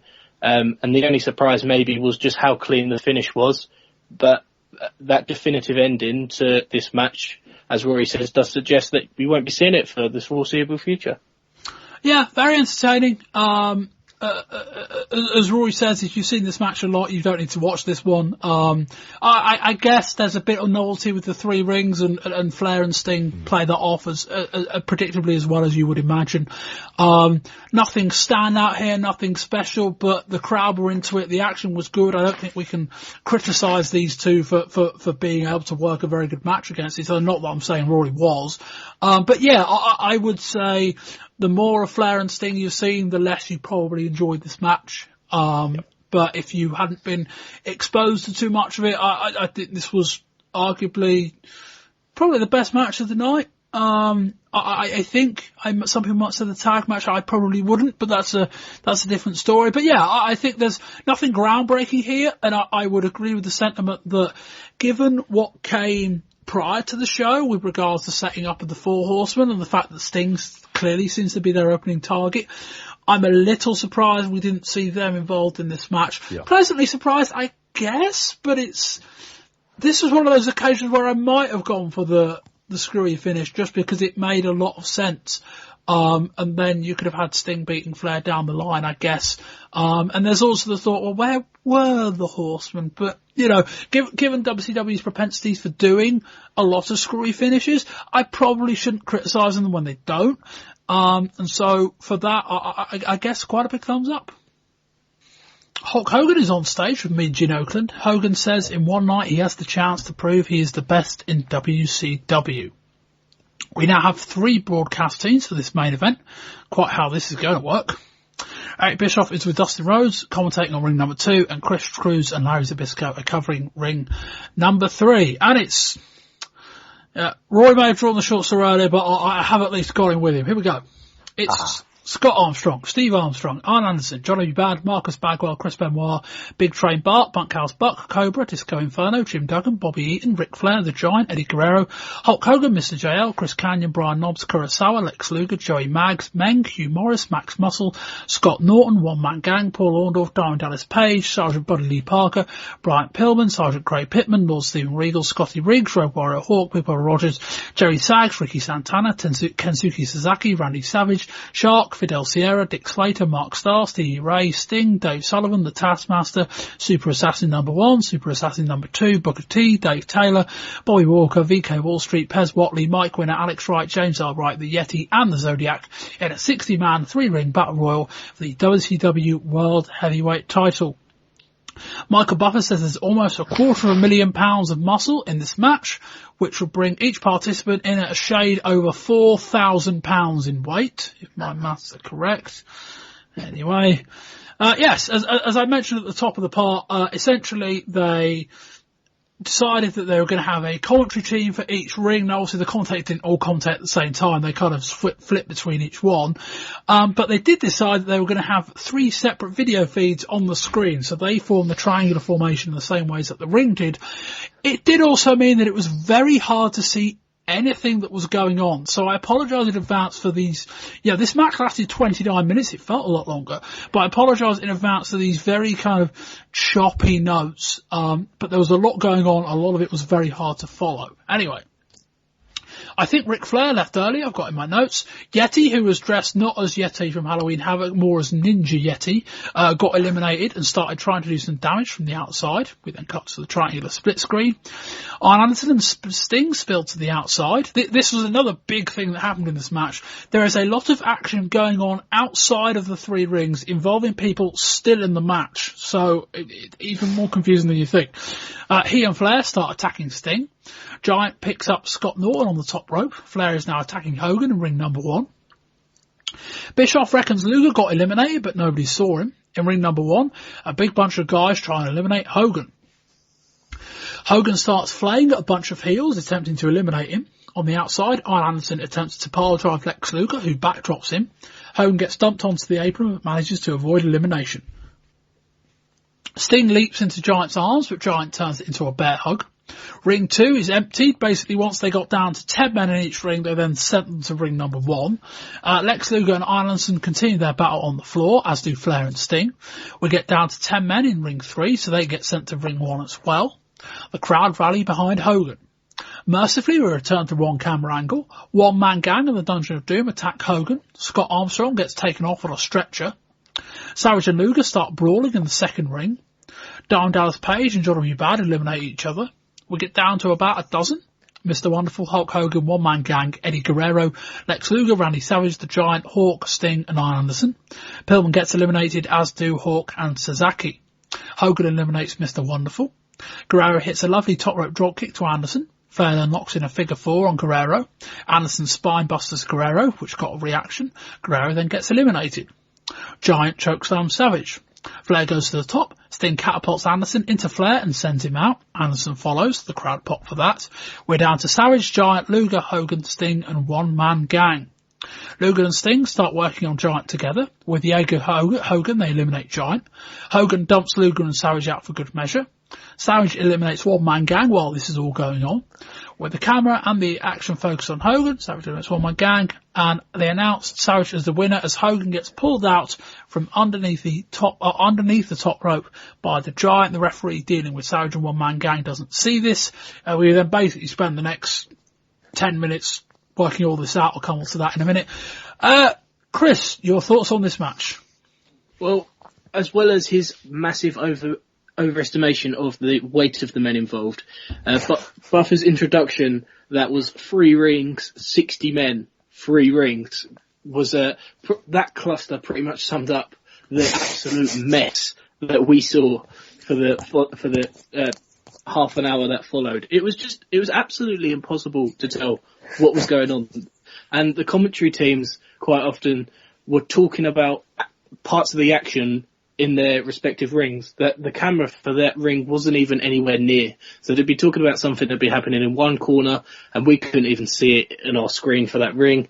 It was just a mess. I get the idea, 60 men, 3 rings, like it all sounds quite novel, but it was just terrible. It was just really terrible. It was entirely missable. You could have left the room for 26 minutes and walked back in when there was about 8 men left, and you'd have got as much out of it as I did sitting, watching it, trying to pick out something. Chris, isn't that true for most battle royals, though? But at least it's one camera angle and it's all in one ring, and you can kind of focus on something. Even if you picked sort of one, so you pick the bottom screen, I'm going to watch this because it's ring 1, the commentary teams would keep switching between, and they'd be talking about action that would be going on in an entirely different ring.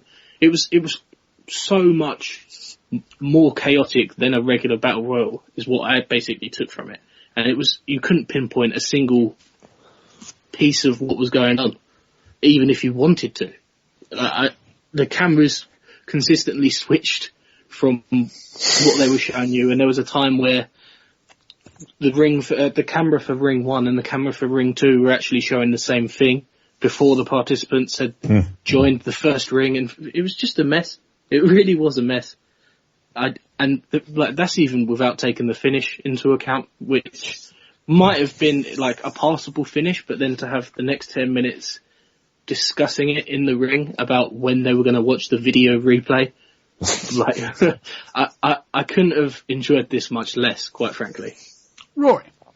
Yeah, I think Bischoff put it best on commentary when he said this match is going to be nothing but chaos. Yep, Uncle Eric gets it right again. I mean, what on earth was this? I'm just going to quickly go through the positives. It won't take me long. Just as the match was about to begin and the bell was about to ring, they went to the big wide-angle shot from in the heavens. You had the lights of the arena at the top, and you could see all the 3 rings, the bell rang, then you see everybody muck in. That was a great visual. They didn't think of anything else to do after that fantastic visual. They've got that for video packages for years to come. Not much more from the match, I'm afraid. I did like, and one thing I always like in the Royal Rumble as well, is that you had wrestlers who were feuding, going after each other. I always like to see that. So, for example, as you said, you had DDP and Bad going at it, eliminating each other. Sasaki, Benoit, Hogan, and the Dungeon of Doom. I always like to see that. Another thing I did like, which doesn't happen very often in the Royal Rumble, or they kind of hinted at it this year, was heels going after heels and babyfaces going after babyfaces. The WWF, particularly in Battle Royals, they always try to keep it played alongside or contained within heel v face lines. This was everybody going after everybody, probably by accident because they couldn't really see who they were attacking, but even so, it really was a case of every man for himself, Jess, in that respect. Otherwise, I'm struggling. I think everybody was just sat around waiting for the finish. I mean, so many things were missed. They were missed by the camera. I mean, for example, we didn't see Hogan slamming the Giant. I think that took place at some point during the match when they were about in the middle ring. I think that took place, but I couldn't really make it out. If you can't see the Giant, then you know you've got some serious problems in there. But we did get to see Mark Starr being eliminated, so that's okay for the people who bought the pay-per-view to see if he was going to win.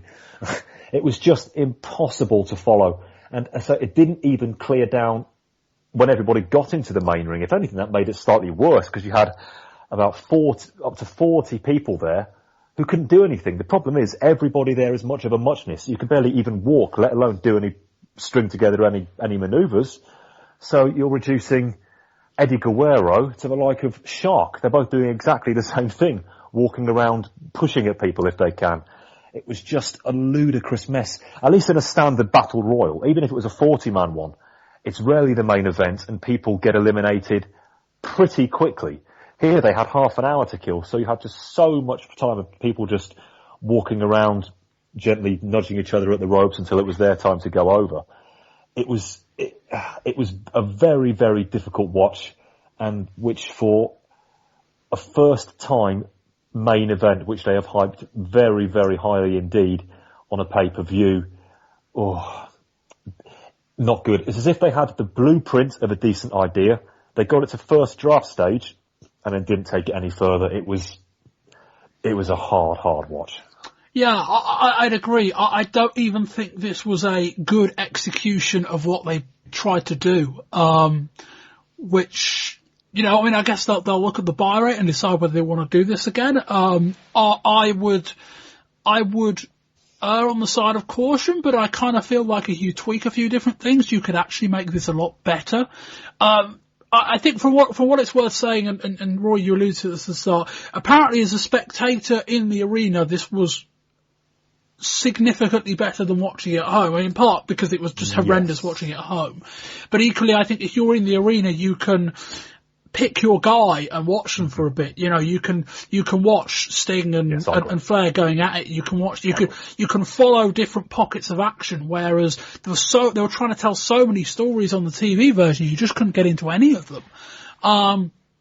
And then, there are other things as well. Like I don't think I would have cleared down the back two rings when they got to 10. I think you could have had some quite interesting moments as those all three rings kind of whittled down, and maybe have Flair clean house in the second ring in the top left. I think he moved from one ring to another because I don't think he started in number one.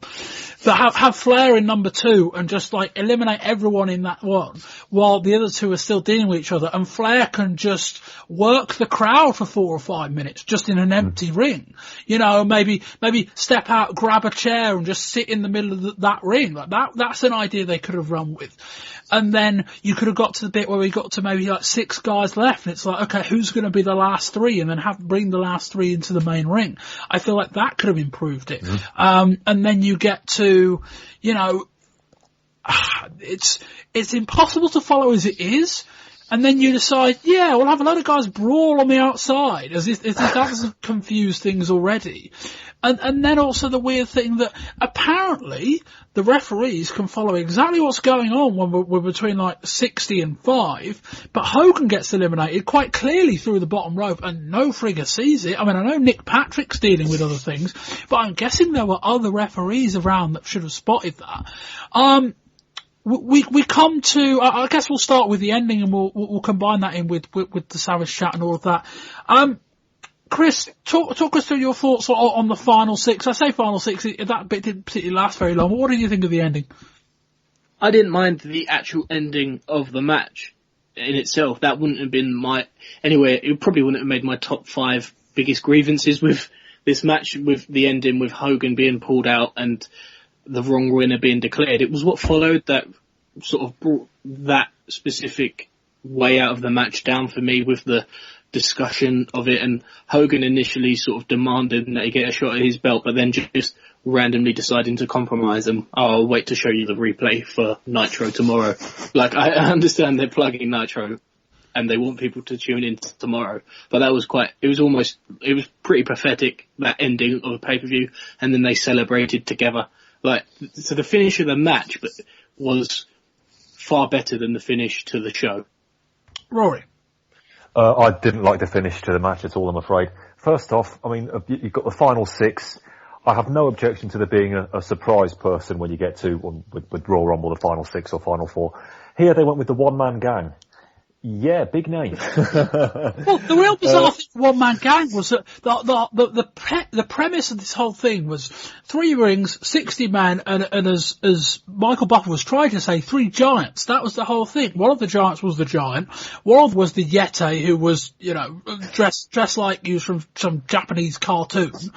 And then the third one was meant to be someone else. I think it was meant to be Giant Gonzalez, or the guy who played Giant Gonzalez, in either that gimmick or something else. Now, as we found out last month, he wasn't available. So they brought in One Man Gang. The problem is that One Man Gang isn't really any bigger than Hogan. And that's not to say he's not big, but, he's not a giant in the WCW universe.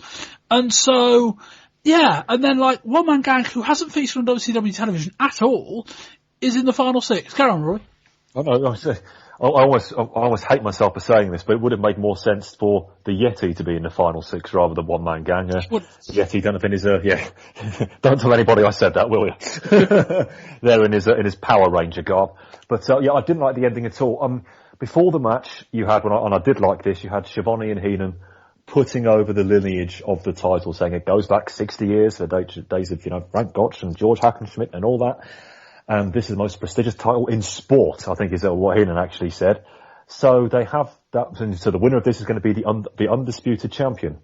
So they have the undisputed champion take the belt by clotheslining out a virtual jobber, which the camera doesn't really see when the other person who's legitimately in the match gets pulled through the bottom rope and hasn't actually been eliminated. That is not a decisive way to crown any undisputed champion. I suppose that would have made the most sense was Savage to eliminate Hogan at the end, but that was never going to happen, as we know. So I suppose this was the best inverted commas that they could do. It was a poor ending that did the Savage no favours, and just that ridiculous back and forth. It did make me laugh, actually. Yes, Hogan saying, yes, I can get you the tape to show it was eliminated. Well, it could be my memory playing tricks, but I seem to remember there being 1 or 2 action replays shown during the event. I'm sure it wouldn't have taken them too long to get a main action replay. Got to get them ratings. Got to get them ratings. But hey, tune into Nitro, huh? And again, it made sense with its own internal logic, but okay, I'll let them off that one because it's all about Nitro, as we know. But the ending should have been a lot more decisive than it was, and it just capped what was, I'm afraid to say, a bit of a disaster. I can understand his frustration at this particular point in time, but Randy Savage, we've got to congratulate you. You are the new WCW World Heavyweight Champion. You're a friend of mine, Hulk Hogan. We've been to hell and back about 12 times. And I value your opinion. I didn't see nothing, I swear. But I live by what it is what it is. Can you handle that, yes or no? Before I say anything, Macho Man, I'm going to ask everybody in here, did I go under the bottom or not? I don't think that's going to stand up in court. Did you see it? Yes, as a matter of fact, I did. Did you see? Now what do you got to say, Macho Man? I can't get involved in this, Randy Savage. You should be basking right now in your victory here tonight. Bottom line, this is my dream. I told you that when I came into the WCW. Now, if there's a dark cloud over that, that's not cool. That's not what I'm all about. Well, let me tell you something, brother. There's a dark cloud over that because you didn't go over the top rope and I didn't go over the top rope. Well, I would have to concur with the comments of both men. Yes, a cloud of controversy. I gotta see the film. You want to see the videotape? I gotta see the film. Try tomorrow night on Monday Nitro. Okay, brother, tomorrow night on Monday Nitro, brother, I'll do everything in my power with all these maniacs behind me. What it is what it is, brother. Yeah, I don't get what the goal of this ending was. It's like Savage is the champion, but it wasn't a great coronation for Savage's first WCW World title. I mean, he talks about it in the promo, like, it's been my dream. And it's like, this has had no bills. They haven't, you know what I mean? Like, they haven't really talked about Savage potentially winning, and he's a guy that they perhaps should have been doing a better job of predicting as one of the favourites going into the match. And it's like, of all the stories you could have told, of all the situations that you could have got away with eliminating Hogan in a way that did no damage to him at all, but that kept him away, like, this was it. Like, just have the Dungeon of Doom run out and chuck Hogan over the top rope with 5 men to go. That's your ending. And then Savage can win the match decisively. And then Savage can have this big coronation moment. No more controversy. All right. No weak hook for Nitro, but I don't know I don't know that you want to be insulting your audience's intelligence by saying, yeah, we haven't got the video.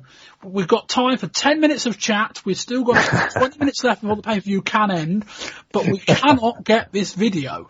We've got, and you know the best part of this entire segment? Hogan gets on the mic and says, who thinks they saw me get pulled under the bottom rope? And they pan out to a wide angle, and there's about 30 people behind Hogan going, no, not me. I didn't see it. Like, it was brilliant. Like, this mixed reaction of guys. No, he was out. But I just feel like you could have, if you wanted to create some doubt, there was a way of doing it that if Hogan gets dumped over by people not in the match, that's Hogan's out. And then Savage has this big victory, this big coronation, this big celebration. If you want to do it like that, and then then Hogan comes out on Nitro and says, hang on, Randy, you know, you didn't eliminate me, nobody eliminated me, I want my rematch, and there's your Starrcade main event if you want to go that way. Chris, I kind of got to the ending and thought, they've given Savage the title, but it struck me as the kind of thing where it's like, well, we've given the title, but we didn't want to make it a big deal, which to me is quite surprising.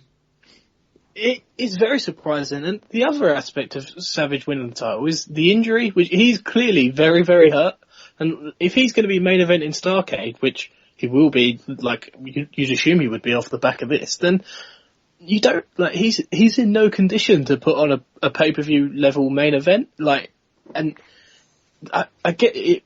With the promo at the start of the show, this had a feeling like the entire sort of ending and Savage winning was just kind of like, are we going to swerve those like rag sheet readers? Like, that was basically it. It felt like it was just sort of cheap. Like, it didn't feel like, as you said, they'd been building to it particularly.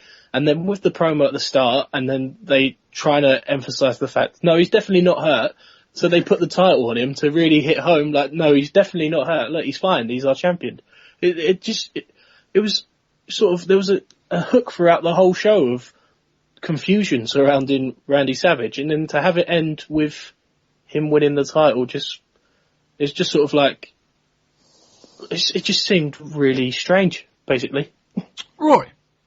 Randy Savage is too big a name not to be WCW champion at some point. When he joined, which was almost exactly a year ago now, I knew that they were going to put the title on him at some point, and it would make perfect sense to do it. I think having said that, I still think they've done it, even just regardless of the way it's happened and his injury I still think they've done it about 6 months, certainly 6 months earlier than I thought they was going to, or 6 months earlier than I thought they were going to, maybe 6 months earlier than they should have. And I still think there was a decent role for Savage in an upper mid card, help out the younger guys role, and then build him. Because I have no problem with Savage being the champion. The guy, when he's fully fit, the guy can still go in the ring, and he's obviously a massive name. I have no problem with him being champion in that respect. I have a lot of problems with becoming the champion like this, however, when he's used as a pawn in some ridiculous game which WCW have cooked up between them and the Wrestling Observer newsletter, when he loses in 5 minutes to Lex Luger, when he does virtually next to nothing in the Battle Royal main event. Well, although he might have done something, I couldn't really see. I don't think he did anything in the match anyway, certainly not until the very end. And then he's made to look a little bit foolish on the mic by Hogan for 10 minutes until it's time for the pay-per-view to close. Put it this way, it's not a very auspicious start to his title reign. No, we might as well discuss it now. I was going to do it kind of after we wrapped up the show review, but we're on the topic now. Rory, your thoughts as Savage being the champion? I know we kind of covered it, but more generally, I mean, is it a positive step? I don't know that it is, particularly as I kind of thought this whole thing was being built up for the Giant to win it. You know, the 60-man, 3 rings, 3 Giants. It's a battle royal, which is kind of, you know, fodder for heels winning because it's a cheap way to win a big title. It's not the wrong guy, but it seems like it's the wrong time. Yep, totally agree. I'm not party to the inner workings of WCW, thank goodness. I wouldn't wish that on anybody, really. But it seemed it's set up for the Giant to win. I mean, it's been all about the Giant ever since he came in. Ever since he came in, it's been all about him. And if ever there was a time for him to win it now, this would be it. He wins in a battle royal, so nobody has to take a particular clean job. It doesn't really hurt anybody. They get the title on him. And then there are numerous possibilities of who you then put him against, some of the people he eliminated, etc., etc. It looked tailor-made for that. But as the Giant was also, I hate that we keep having to go back to this, but because the Giant was also mentioned in the Wrestling Observer in that particular issue, it's as if they've just gone with that just to stick it to Meltzer for whatever reason. And then they put the title on Savage, who I say, at his best, can still very much go in the ring. But he can't go in the ring at the moment. He can barely even move his arm. It seems, again, like they've made a pretty short-termist decision here. You would presume that you're going to get Hogan Savage at Starrcade, but I don't know. Then, I mean, if that does happen, I don't think for 1 minute that Hogan isn't taking the title there. So then you're just making Savage a real placeholder champion, and he certainly deserves better than that. I mean, I never saw him having a Hogan-esque lengthy title reign, but you wouldn't want him just holding the belt for a few weeks until Hogan takes it back off him at the biggest pay-per-view of the year. Right person, wrong time. I agree completely. Yeah, my only doubts over Hogan next month is that we'd have to look, well, not that I've got time to do it, but we'd have to look at, Hogan's dates and how many shows he's done. Because it feels like he's done as many as he did proportionally last year, and he didn't work the November show. Now, maybe last year was half the length of time. I don't know if Hogan's going to be on Starrcade. But if they're not going there, where are they going? That's the question, isn't it? Well, it'd be Savage and the Giant, wouldn't it? One would think. They need to start building that quickly. That'd be, well, they did do that on the Nitro. That'd be a real big risk with an injured Savage and Giant in his fifth match, whatever he's wrestling now. That would be Chris. You could potentially make a case for Luger off the back of the match they had here. Not that you want to see that 5-minute match again, but just storyline wise. It'd be real bizarre to go Savage and Luger at Halloween Havoc, 4 minutes, Savage and Luger at World War 3, 4 minutes, Savage and Luger at Starrcade, 25-minute main event. Chris, I'll ask you to talk to Savage in a minute, but it's a real risk just asking Savage to main event while he's in this shape. Like, I mean, how do you get around that? I don't know what you do. I don't know. It's just a bizarre decision, and it definitely, it's the wrong decision, as you say. It's not wrong to put the title on Savage by any means, but to put a title on Savage in this condition, it's just the wrong decision, and it just screams of being sort of, getting one over on the Observer, basically. And that's not the way you need to be booking your world title. It's counterproductive, and now you're left in a position where you presumably, Savage will be the champion heading into Starrcade, and I'm not sure what kind of condition he's going to be in to put on a main event worthy matchup for that type of show. Yeah, I think that it's been difficult for Savage, like it's been difficult for Sting trying to stand out in Hogan's shadow this year. And I think this move would have made sense if Hogan was going to be away for a few months. I don't know is the answer in short. Given that the original plan called for him not to be on this show, let alone I don't think he's going to be on Starrcade either. So I don't know what's quite happened there, but this move sort of makes sense if Hogan's going away for a while, in the sense that you can build up Savage. But I don't think Hogan is going away for a while. We're going to talk through, I'm going to read the review of Nitro in a minute and talk through what happened there. Hogan's still very much involved in the storyline, back in the red and yellow, still thinking, I've got a claim on this championship. I mean, that's surely where they're going. I don't know. It's the right guy. It's just not the right time for me. It is probably the answer in short to that one. We'll come to our overall thoughts on this show and a score rating out of 10. Rory, I will start with you. As I said at the start, there was some good, there was some bad, and there was some, what on earth is this? But having said that, there was very little that was ugly, the tape of this match aside. Even with the myriad issues I had with the main event, it almost by accident managed to hold my attention, if only because I wanted to see how on earth this madness was going to end. And in that respect, I've got to give it some kind of grudging credit, even though the match itself was, like I said earlier, a bit of a disaster. The matches I expected to deliver did deliver, maybe not necessarily in the way I wanted them to, but they did. The rubbish was fairly brief, thank goodness, and the 2.5 hours, I must say, zipped by, even though the main event itself felt a lot longer than half an hour. As bizarre as that sounds, it's absolutely true. If I was taking this purely based on the ring work as a general whole, I'm probably looking at about a 5 or 6.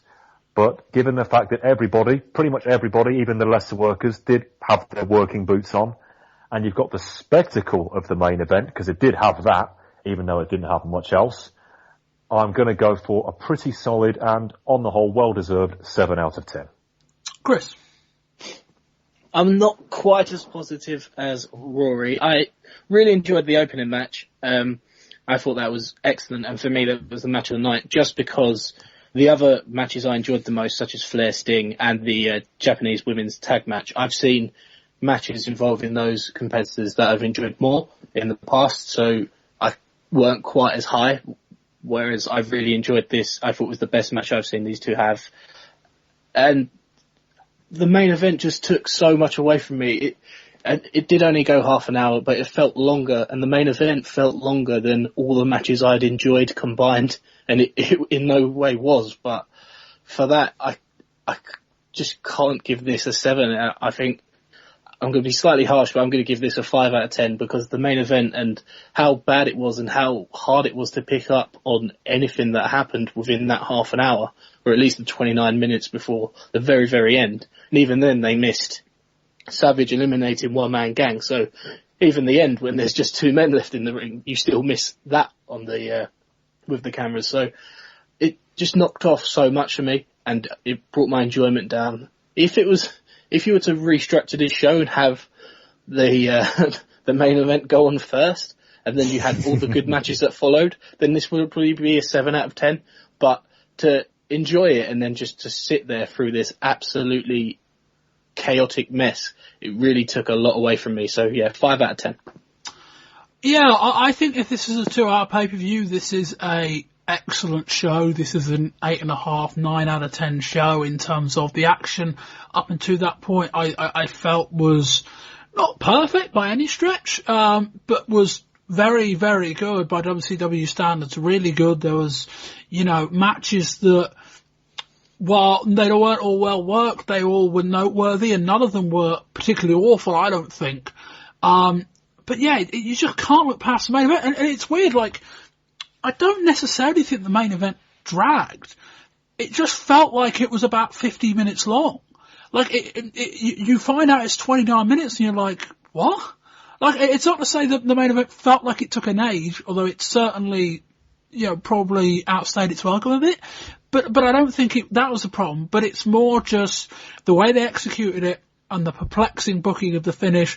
Plus, you could have done everything they did up until the point where Savage and Hogan were in the ring and just restarted it. You could have pulled out the video, you want to pop a rating on Nitro rather than give us a finish. You could have done that. I think that would have been a mistake, because I don't know that you want Savage or Hogan eliminating the other. But that's what you could have done to give people the decisive finish. Yeah, I think on the whole, I'll give this a 6 out of 10. He's standing by. Take it, Gino. All right, Eric, we're going to try and answer some of those questions for you and our vast television audience tonight on Monday Nitro. Jimmy Hart, the mouth of the South. Kevin Sullivan. Last night, of course, it was World War III, and you were a very important part of that. I want to talk to you. I always thought you were a real smart man. I got to ask you a real easy question. If you're so smart, what is Luger doing running around with Sting? Don't you realize that last night Luger could have changed the course of wrestling history? All he needed was to keep the hold on for 10 more seconds, Jimmy. Wait a minute. And we wouldn't have had no Macho Man as the world champion. we wouldn't have had no Hulk Hogan controversy. Wait a second, Howard, let me finish. And the other thing we would have had either Luger as a champion or someone from the dungeon. Now, Jimmy Hart, if you're so smart, tell me what's going on. Well, first of all, have I ever lied to you in my life? I'll answer that. No, I haven't. And let me tell you something else. Who was your first manager? Jimmy Hart. Who was the only manager you ever had, baby? Jimmy Hart. Lex Luger, man. Lex Luger and Sting. They're friends. They go back a long time, the same way me and you do, Kevin Sullivan. And you know that. Let me tell you something, baby. It's going to take a long time to chip away at this, but we're going to get the job done. You understand that? Lex Luger and Jimmy Hart. We have a plan with Sting, baby. Wait a minute. You said you and Lex Luger and Sting have... We have a plan. Okay. You know, baby. All right. And once again, as there's only one show before the last show of the month, I didn't bother to pre-tape it, so I'll read you through the final Nitro of the month. We start off with the rematch between Johnny Bad and DDP. Bad is accompanied by the Diamond Doll. Paige comes out carrying a bunch of roses. The roses actually contain a steel chain within them, which confuses the doll when she finds them. Dallas asks her to throw in the chain, which she does, but the throw isn't a great one, and the chain ends up in Bad's hand. Bad nails Paige, wins the match, but is confused about the doll's motives. Taskmaster confronts Jimmy Hart about Luger's involvement with Sting. He says that if Sting hadn't got involved with Luger, Savage wouldn't have made it to the main event, let alone won it. We get a rematch between Hokuto and Nakano against Sasaki and Sasaki. After a similar lack of selling, as I've kind of put in my notes, Nakano and Hokuto win, but yeah, it's a pretty similar match, if slightly shorter. Hogan, back in red and yellow, is taking on Hugh Morris. Morris nails a moonsault, Hogan kicks out, hulks up, and wins. What dark side I've got in my notes.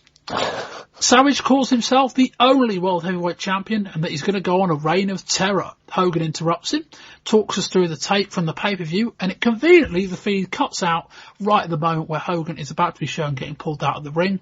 Outruns the Giant, who levels Hogan, chokeslams Savage on the ramp, then attacks Hogan again. Sting provides the distraction. Hogan nails Giant with a chair 3 times, then elbows the referee. Sting and Hogan see off the Giant. The main event is Arn Anderson and Brian Pillman against Sting and Lex Luger.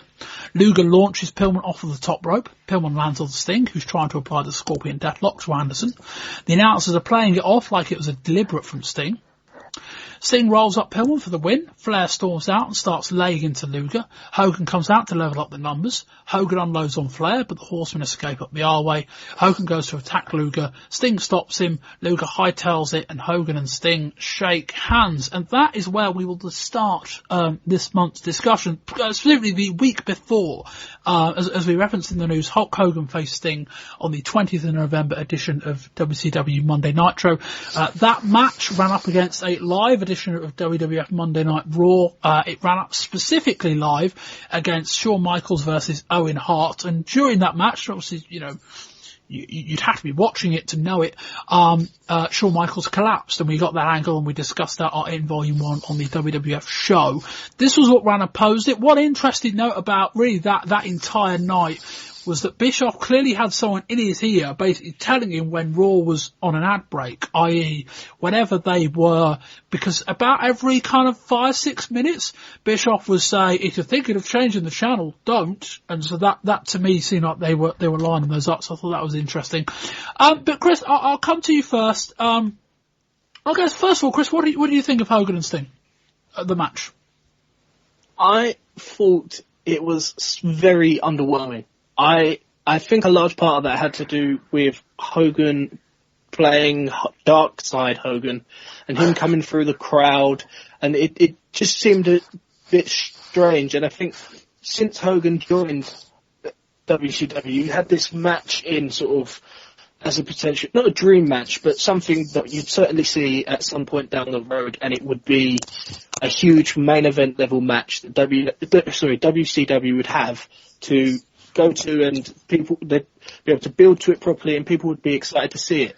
And then you get this sort of weird variation of Hogan that we haven't really discovered what the meaning behind it was, and it's kind of like a throwaway match. on Nitro. I know it's the main event of Nitro, but against the live Raw, but it felt very throwaway, and not a lot happened in it. It was quite short, and it had a DQ no contest finish. So I thought it was a waste. I thought it was underwhelming, but the match itself wasn't too bad. It was just because of how the potential of what it could have been somewhere down the line. It made this a bad match because of the missed opportunities you'd imagine that they've thrown away by doing it on a Nitro.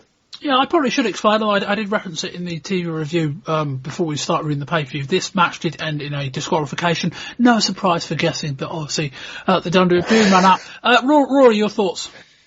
Well, I was about to say they threw this match out with no build. That's not quite true. They did at least reference it a couple of times, in fact about 2,000 times, on the previous week's Nitro. So it's not as if Hogan and Sting just turn up and have the main event out of nowhere. Not quite, anyway. Having said that, I know WCW at the moment is all about defeating Raw with Nitro in the ratings, but there are other ways to try and do that, surely, than Hogan and Sting. I mean, that is a huge pay-per-view match, Hogan and Sting won. I mean, that is Starrcade level, like it or not, or even Bash at the Beach even, or they're two big pay-per-views. And they've thrown it out for free in a underwhelming, I agree, 8 or 9 minute match that ends, I mean, nobody was ever going to win cleanly here anyway, that ends with what is already being deemed by me as the Nitro finish, with the Dungeon of Doom running out. The match itself, on the other hand, was quite interesting. It was Dark Side Hogan, and he was trying to wrestle. He was trying to not necessarily stick to the usual. It was the wrestling that Hogan goes to when he is required. So it's going to be the hammerlock takedown, and it's going to be the headlock takedown, and it's going to be a couple of suplexes. You know, he isn't Lou Thez in that situation, but he was at least trying to work something different. And I've got to say as well, watching that match, I know it's Dark Side Hogan and he's kind of inching heel there, but Hogan was pretty much booed during that match. The crowd were not split by any means. They were clearly favouring Sting in that one, which again might have had something to do with when World War III rolled round. They also quickly got it back into the red and yellow, and let's never talk about that again. So it was a vaguely interesting match, but one that really just should not have happened at this stage. They've lost themselves some pay-per-view buys here, but at the same time, I'm not sure that Bischoff really cares. Yeah, I think you're right when you say probably the most likely cause of Hogan's abrupt turn back to the red and yellow, and we'll come to that in a minute, probably was, I think, this match, perhaps anyway, in the sense that Hogan's wrestling Sting, and it's probably a big hit to Hogan's ego that's like, oh crap, I'm not the big guy anymore, even though, he probably still is in pretty much every way. I guess maybe he thought, maybe it's time to end this experiment. We tried it. Maybe also he may have thought, well, actually, if I need to turn heel in the future, I've proven it can work. Whether he's actually done some significant damage to his character, I guess we'll only find out long term. Whether people will still accept him, I imagine they will. Although I get the feeling it would have been better he would have just disappeared for a few months. But in terms of the action was, yeah, I would say surprisingly good. And you know what was weird? I was watching this match and I remember thinking, it looks like a big deal. Like they cut to an angle of Sting kind of doing his big kind of splash into the corner. I'm like, yeah, this is a big match. And then you just remember it's not. And I don't know that they damaged these two's ability to draw in the future. It's hard to imagine they improved it, but I don't feel like if you went to Hogan and Sting in 6 months, the buyer would be massively affected by the fact that they wrestled a random Nitro main event in November 95. But it's just like, I don't know that this is worth it. That's the thing, like I mentioned it in the news, like all that for a 2.5. Like, this is, Raw before before Nitro was on Monday nights, Raw was doing high threes with Diesel and Bam Bam Bigelow and Undertaker and Jeff Jarrett. You know, now okay, you've got two shows. If they're doing a 2.3 and Raw's doing a 2.3 and Nitro's doing a 2.5, that's, you know, if ratings combine, and I'm not 100% sure you can just add them up. But if we're going to call it a 4.8, that's still a big improvement. There's still more people watching wrestling on a Monday night, but it's like, you know, Flair and Arn Anderson drew a bigger rating than a 2.5 last month. It's, I don't know. I feel like, all right, you beat Raw, but so what? Have you done any long-term damage? Not only to this as a marquee match, but to Hogan as a draw. Chris, I guess next we should probably come on to this Hogan turn back. We discussed it throughout the show. I guess the big question is what did we achieve with this Hogan turn to the dark side? What did we learn? What did he achieve? And has it been a good thing for him long term? I think it could be a good thing for him long term, but only in the sense that the experiment may have given some food for thought later down the line if they think about turning him fully heel, in that, okay, we could do it. In terms of short term, it's made him look slightly ridiculous, and it may have damaged his current Hulkamania character ever so slightly. But I don't think we've necessarily achieved anything, but I think we may have learned that there are options worth exploring somewhere down the line, maybe with a few tweaks and not just randomly sort of fading into the dark side. But if Hogan wants to turn heel one day, it is something that you could do. And this was, I mean, if they come back to it at some stage and it works really well, then this has been really worthwhile, because people won't remember these few short weeks of Hogan turning to the dark side. And it will have laid the groundwork for something big somewhere down the line, because if he ever does turn heel, it would be monumental. So it could be really worthwhile, but in terms of where we stand presently, not really. We haven't achieved a great deal. Chris, was Hogan good in his role? He was. I mean, I give him some credit for the fact that he's been playing that Hulkamania character for so long. He must be, to a certain extent, very set in his ways, and it's a lot of new ground for him. So generally, I don't think he did badly. When you look at someone like Lex Luger, who's been sort of flipping between characters, but has been a heel, in recent years, as much as he's been a face and a heel, basically. Yeah, it depends how you want to define recent years. I mean, obviously since July '93, he's been a baby face right up until the point he turned last month. But yeah, if you want to go back a few more years, then Luger was obviously a heel. I think, considering how long he's been playing one character, I didn't think he did too badly, especially when you compare to the ability of other people to swap sides, basically. Rory, same question? And I agree. Hogan, as Chris Rory says, Hogan's been the red and the yellow now for over 10 years. Even he must be getting slightly tired of it now. I do think the crowd are. And I know it was in Flair country, but even when Hogan arrived back at that Clash of the Champions back in the summer of '94, he wasn't entirely welcomed with open arms even there. So I think they have, maybe a little bit too late, I don't know. They've looked at that and think, okay, let's try and do something a little bit different. And I've got to give them credit for that. But I just think they went too far. It was just straight into, I was about to say B movie. We're probably talking about CD movie stuff here. I mean, if you want to have Hogan turning to the dark side, by all means dress him in black, but that's fine. But just have him as a semi-tweener ass kicker. Just have him going out there and beating the hell out of people. I think the crowd would respond positively to that. I think the crowd would actually quite like to see that sort of thing. He was still pretty much working the same style when he was called upon. Like, I know he tried to drop in a little bit more wrestling, like I said, against Sting, but it was still Hulk Hogan in there, just wearing a do-rag and clean shaven. Yeah, dark side, clean shaven. Oh yes, you can see the link there. But having him wearing a Phantom of the Opera mask and, like I said earlier, waggling a sword around, that's not the way to do it.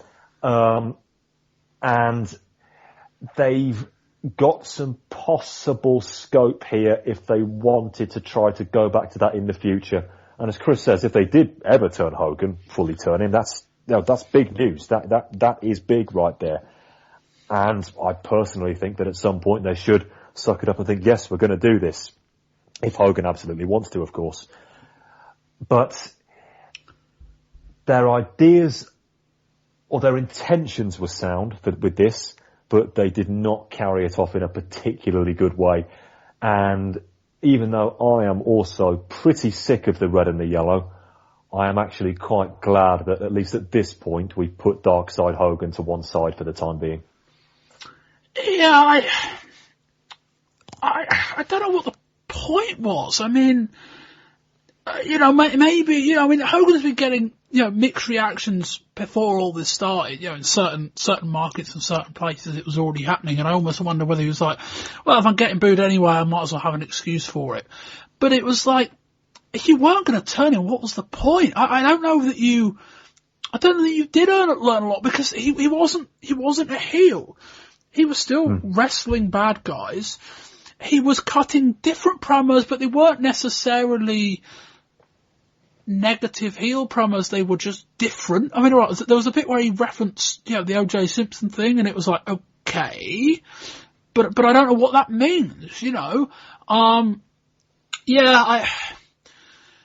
don't know. I don't know whether if you do it like this, whether his eventual heel turn means less. It's kind of a bit like the same thing with Hogan and Sting. I don't know whether doing it once means that when you actually try and make it work, whether it's any less successful. I guess we'll never know. But yeah, equally, I mean, I guess we have to say if the plan was, let's test the water, Hogan's going away for a bit, we'll see if it works, and then we'll bring him back, and then if we think it worked, we can do it, and the plan has changed, then I guess. But now I'm kind of sat here going, what the hell was all that? Like, now you're just back in the red and yellow because what? So I don't know. Whether he did a good job of it, it's still Hogan, isn't it? It's still the kind of the same promo style. It's still the same in-ring style, really. We saw the match against the Giant. It wasn't massive. And I say the same in-ring style. He's been wrestling like a heel for a while, but he's been wrestling like a heel while he's been a babyface. So it's kind of like, it's still the same in-ring style as what you were wrestling when you were in the red and yellow. So you got there in a really odd way. I don't know. It feels a bit odd now, and I don't know what we learned other than the crowd wanted to boo Hogan anyway. You compromised him a bit. You put him in a ring against a guy who was really popular and the crowd didn't go with him.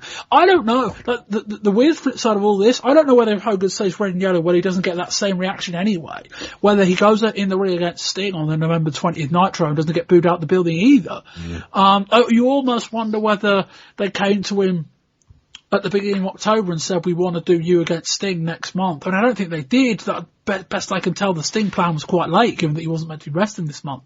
But you almost wonder whether he got word they wanted to do the Sting match sooner rather than later, and he thought, oh, it's probably better if I've got an excuse why I'm not the most popular guy in this match. But I don't know that turning yourself really helps that. I don't know that the solution to the problem, I'm not getting cheered in a match against Sting, is to turn myself heel. I don't know whether that's the answer. I think you're looking at the wrong question. Anyway, speaking of a guy flipping between face and heel, we will end this month's show discussing Lex Luger. We were going to do this last month, and then we just went so long on Havoc, we actually ran out of time pretty much. But Lex Luger as a guy who came in as a babyface. We saw the thing with Hogan. And then since then, we've had this kind of rivalry with Sting. Chris, I like it all other than the alignment with the Dungeon of Doom. I guess it's difficult if you wanted to play this kind of tweener character, given the fact that basically if you're a heel, you're in the Dungeon of Doom. They haven't really established any heels outside of the Dungeon of Doom, given how big that faction has got, Chris. But I kind of feel like it would have been better if he's not there. I don't know what Luger gains being in the Dungeon of Doom, other than the fact it kind of crowbars him into the main event angle. Yeah, the pairing with the Dungeon of Doom is something that I'm not a fan of at all. But I can see if they kind of have like a temporary alliance, if it plays out that way where, well, they're all heels anyway, so they work together occasionally, that's fine. But for him to be an actual full-fledged member of the group would be slightly ridiculous considering the nature of the gimmicks involved and the nature of his more traditional sort of heel gimmick if he was to go sort of full heel and stop flipping between the two. But I think the current pairing with him and Jimmy Hart, I don't mind that necessarily away from the Dungeon of Doom, but if he was to sort of become a full member and you saw him back in the lair cutting dark, mysterious promos with the Zodiac and Shark, that's not really where I want to see this go at all. Rory? Oh God, that is one scary thought. One thing I do like about this is that, and it's quite realistic actually, is that Luger is a reluctant member of the Dungeon of Doom. Because if I was a member of the Dungeon of Doom, I'd be pretty reluctant as well, but we'll move on from that. I think Luger's a reluctant member of the Dungeon of Doom in real life. Yes, that's where he is now. Poor old Lex has been spinning his wheels since SummerSlam. It seems to be mentioned on every single pod when Lex Luger comes up. We keep going back to SummerSlam 1993. But I kind of feel like it will be that forever, but carry on. I think that's done him so much harm. It's a different company, but it's stayed with him now, and I don't see it ever leaving, to be honest. However, having said that, this is something where they are trying to go with, and that's fair enough. I agree with Chris. I think if they were trying to pair him up with Jimmy Hart outside of the Dungeon of Doom to show that Luger is now a heel, that would be fine. I'd have little problem with that. Shoehorning him into the dungeon when he's basically a bodybuilder, that is who he is, and that is pretty much his character. It's a real awkward shoehorn. But they have the fact that they don't appear to have fully turned him, and they're still playing up the alliance with Sting. That gives them a place they can go in the future. They could feud those two at some point, possibly, if it does all break down and find Luger has fully gone to the heel side. So there are places they can go with this, and I've got to give them credit for that. But it just feels like they've come up with this because they've got Lex Luger on their books and they have to do something with him. So why not give him this? Because if he'd stayed fully face, he would have been number 4, and that's probably pushing it. They're lumbered with him now, like it or not, so they've got to try and go somewhere. So let's give this a shot. I'm very willing to give it a try. Yeah, I mean, we've got the whole thing we mentioned earlier with the promos, which is an issue. And again, I think part of the reason why he's struggling with the promos is that Lex Luger, the person, is struggling to work out the motivation behind him being in the Dungeon of Doom. And we've seen before, again, yeah, as Chris says, we keep going back to the thing at SummerSlam 2 years ago. We've seen before, Luger, motivated and believing in himself, can be quite a good promo. There's a really good promo segment on a Raw in the lead up to that SummerSlam show, where Luger's playing the All-American gimmick, and there's real fire there. And now they're asking him to cut promos, and it's like, yeah, but what am I saying? And I think part of the reason why he's struggling to cut promos is what's my character's motivation? Who am I trying to be? It's almost like an identity crisis. That's an issue, and they need to do a better job with that. That being said, I kind of like the dynamic with Sting. They need to flesh out this friendship. It's one thing saying they've been friends for a long time, but tell us more about that, because if you're going to run this further and further, it's going to become more harder to believe. Why is Sting, the good guy babyface, being such a friend with Luger when he's doing all of these abhorrent things? Attacking other babyfaces, aligning himself with the heel group up the Dungeon of Doom. I feel like if they're going to do this quite cool angle with Sting and Luger otherwise being on opposing sides, but when it comes to it being friends and being allies, good angle. But you've got to flesh out this friendship. You've got to tell us why they're sticking with each other through these differences. If you can do that, you've got a funky little angle, which as we saw in that kind of that Nitro main event on 27th, it can work because it gives you a lot of different options. It gives you a lot of different ways you can go with the story. But I think the longer time goes on, unless they properly pan out that friendship, we're going to be sat here going, why are you two still friends? Like, what are you gaining from this friendship? Because Sting and Luger have been, one of the reasons Luger came in was because Sting put a good word in for him. This is very real life. This is them doing the thing with the Observer at the start of the show. It's them shooting. It's them being real. But remember, 99% of your audience don't know this. You've got to cover your tracks a little bit, and they need to do that. They need to remind people that are tuning in, you know, Luke hasn't been in WCW for 3 years. You've got to fill that backstory in again. If they can do that, I think they'll be alright. Anyway, that will bring to a conclusion this month's show. First, I'd like to thank Rory McNamara. Rory, thank you very much. Absolute pleasure. Loved it. Thanks a lot for having me. You are on Twitter. I am indeed. You can find me on Raw's DM. That's RORSDM. There we go. And Chris White, thank you very much, Chris. Thanks for having me, Bob. Chris, you are on Twitter where? At Chris White 14. Chris, you do another wrestling podcast, don't you? I probably shouldn't phrase it like that, but you do present your own show, don't you? That's correct. Yes, I do. It's meant to be a weekly show, but me and a few friends who live local, we just sort of get together and we talk about Raw. Out of 20-year mode, basically. Present-day wrestling. We review present-day pay-per-views, NXT, things like that. You can find that on iTunes and SoundCloud. It's called Podplex City.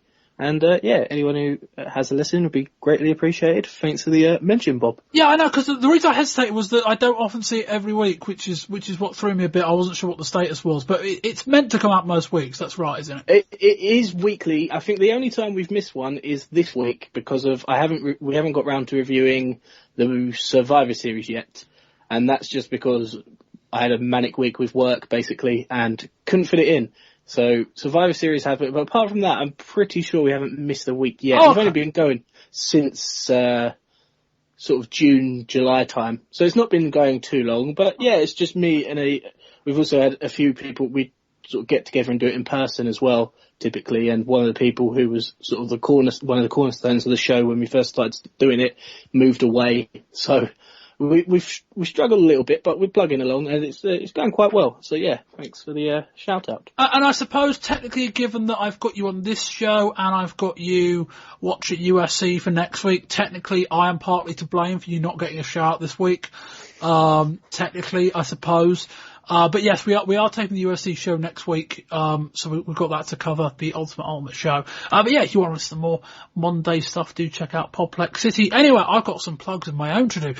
Yes, first of all, obviously part 1 of Volume 1 is the WWF show. We did over an hour discussing, Diesel's title reign as well as doing the, Survivor Series wrap up. If you haven't heard that, check that out. Volume 3 is ECW. I think we probably reviewed the best show this year on the ECW show. So if you don't usually check that out, it might be worth finding that out. November to Remember is a really good show.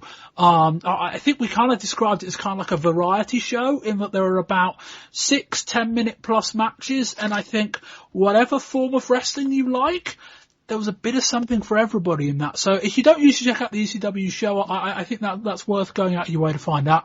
Anyway, you can find us on Twitter at Wrestling20YRS. You can find me on Twitter at Bobby Bamber.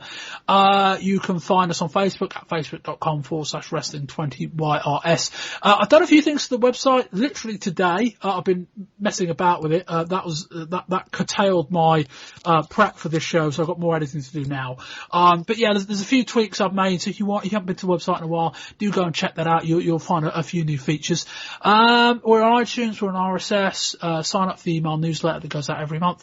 I think that's about it. I've been Bob Bamber. This has been the Volume 2 of the November 1995 edition of the Wrestling 20 Years Ago podcast. And until next time, goodbye.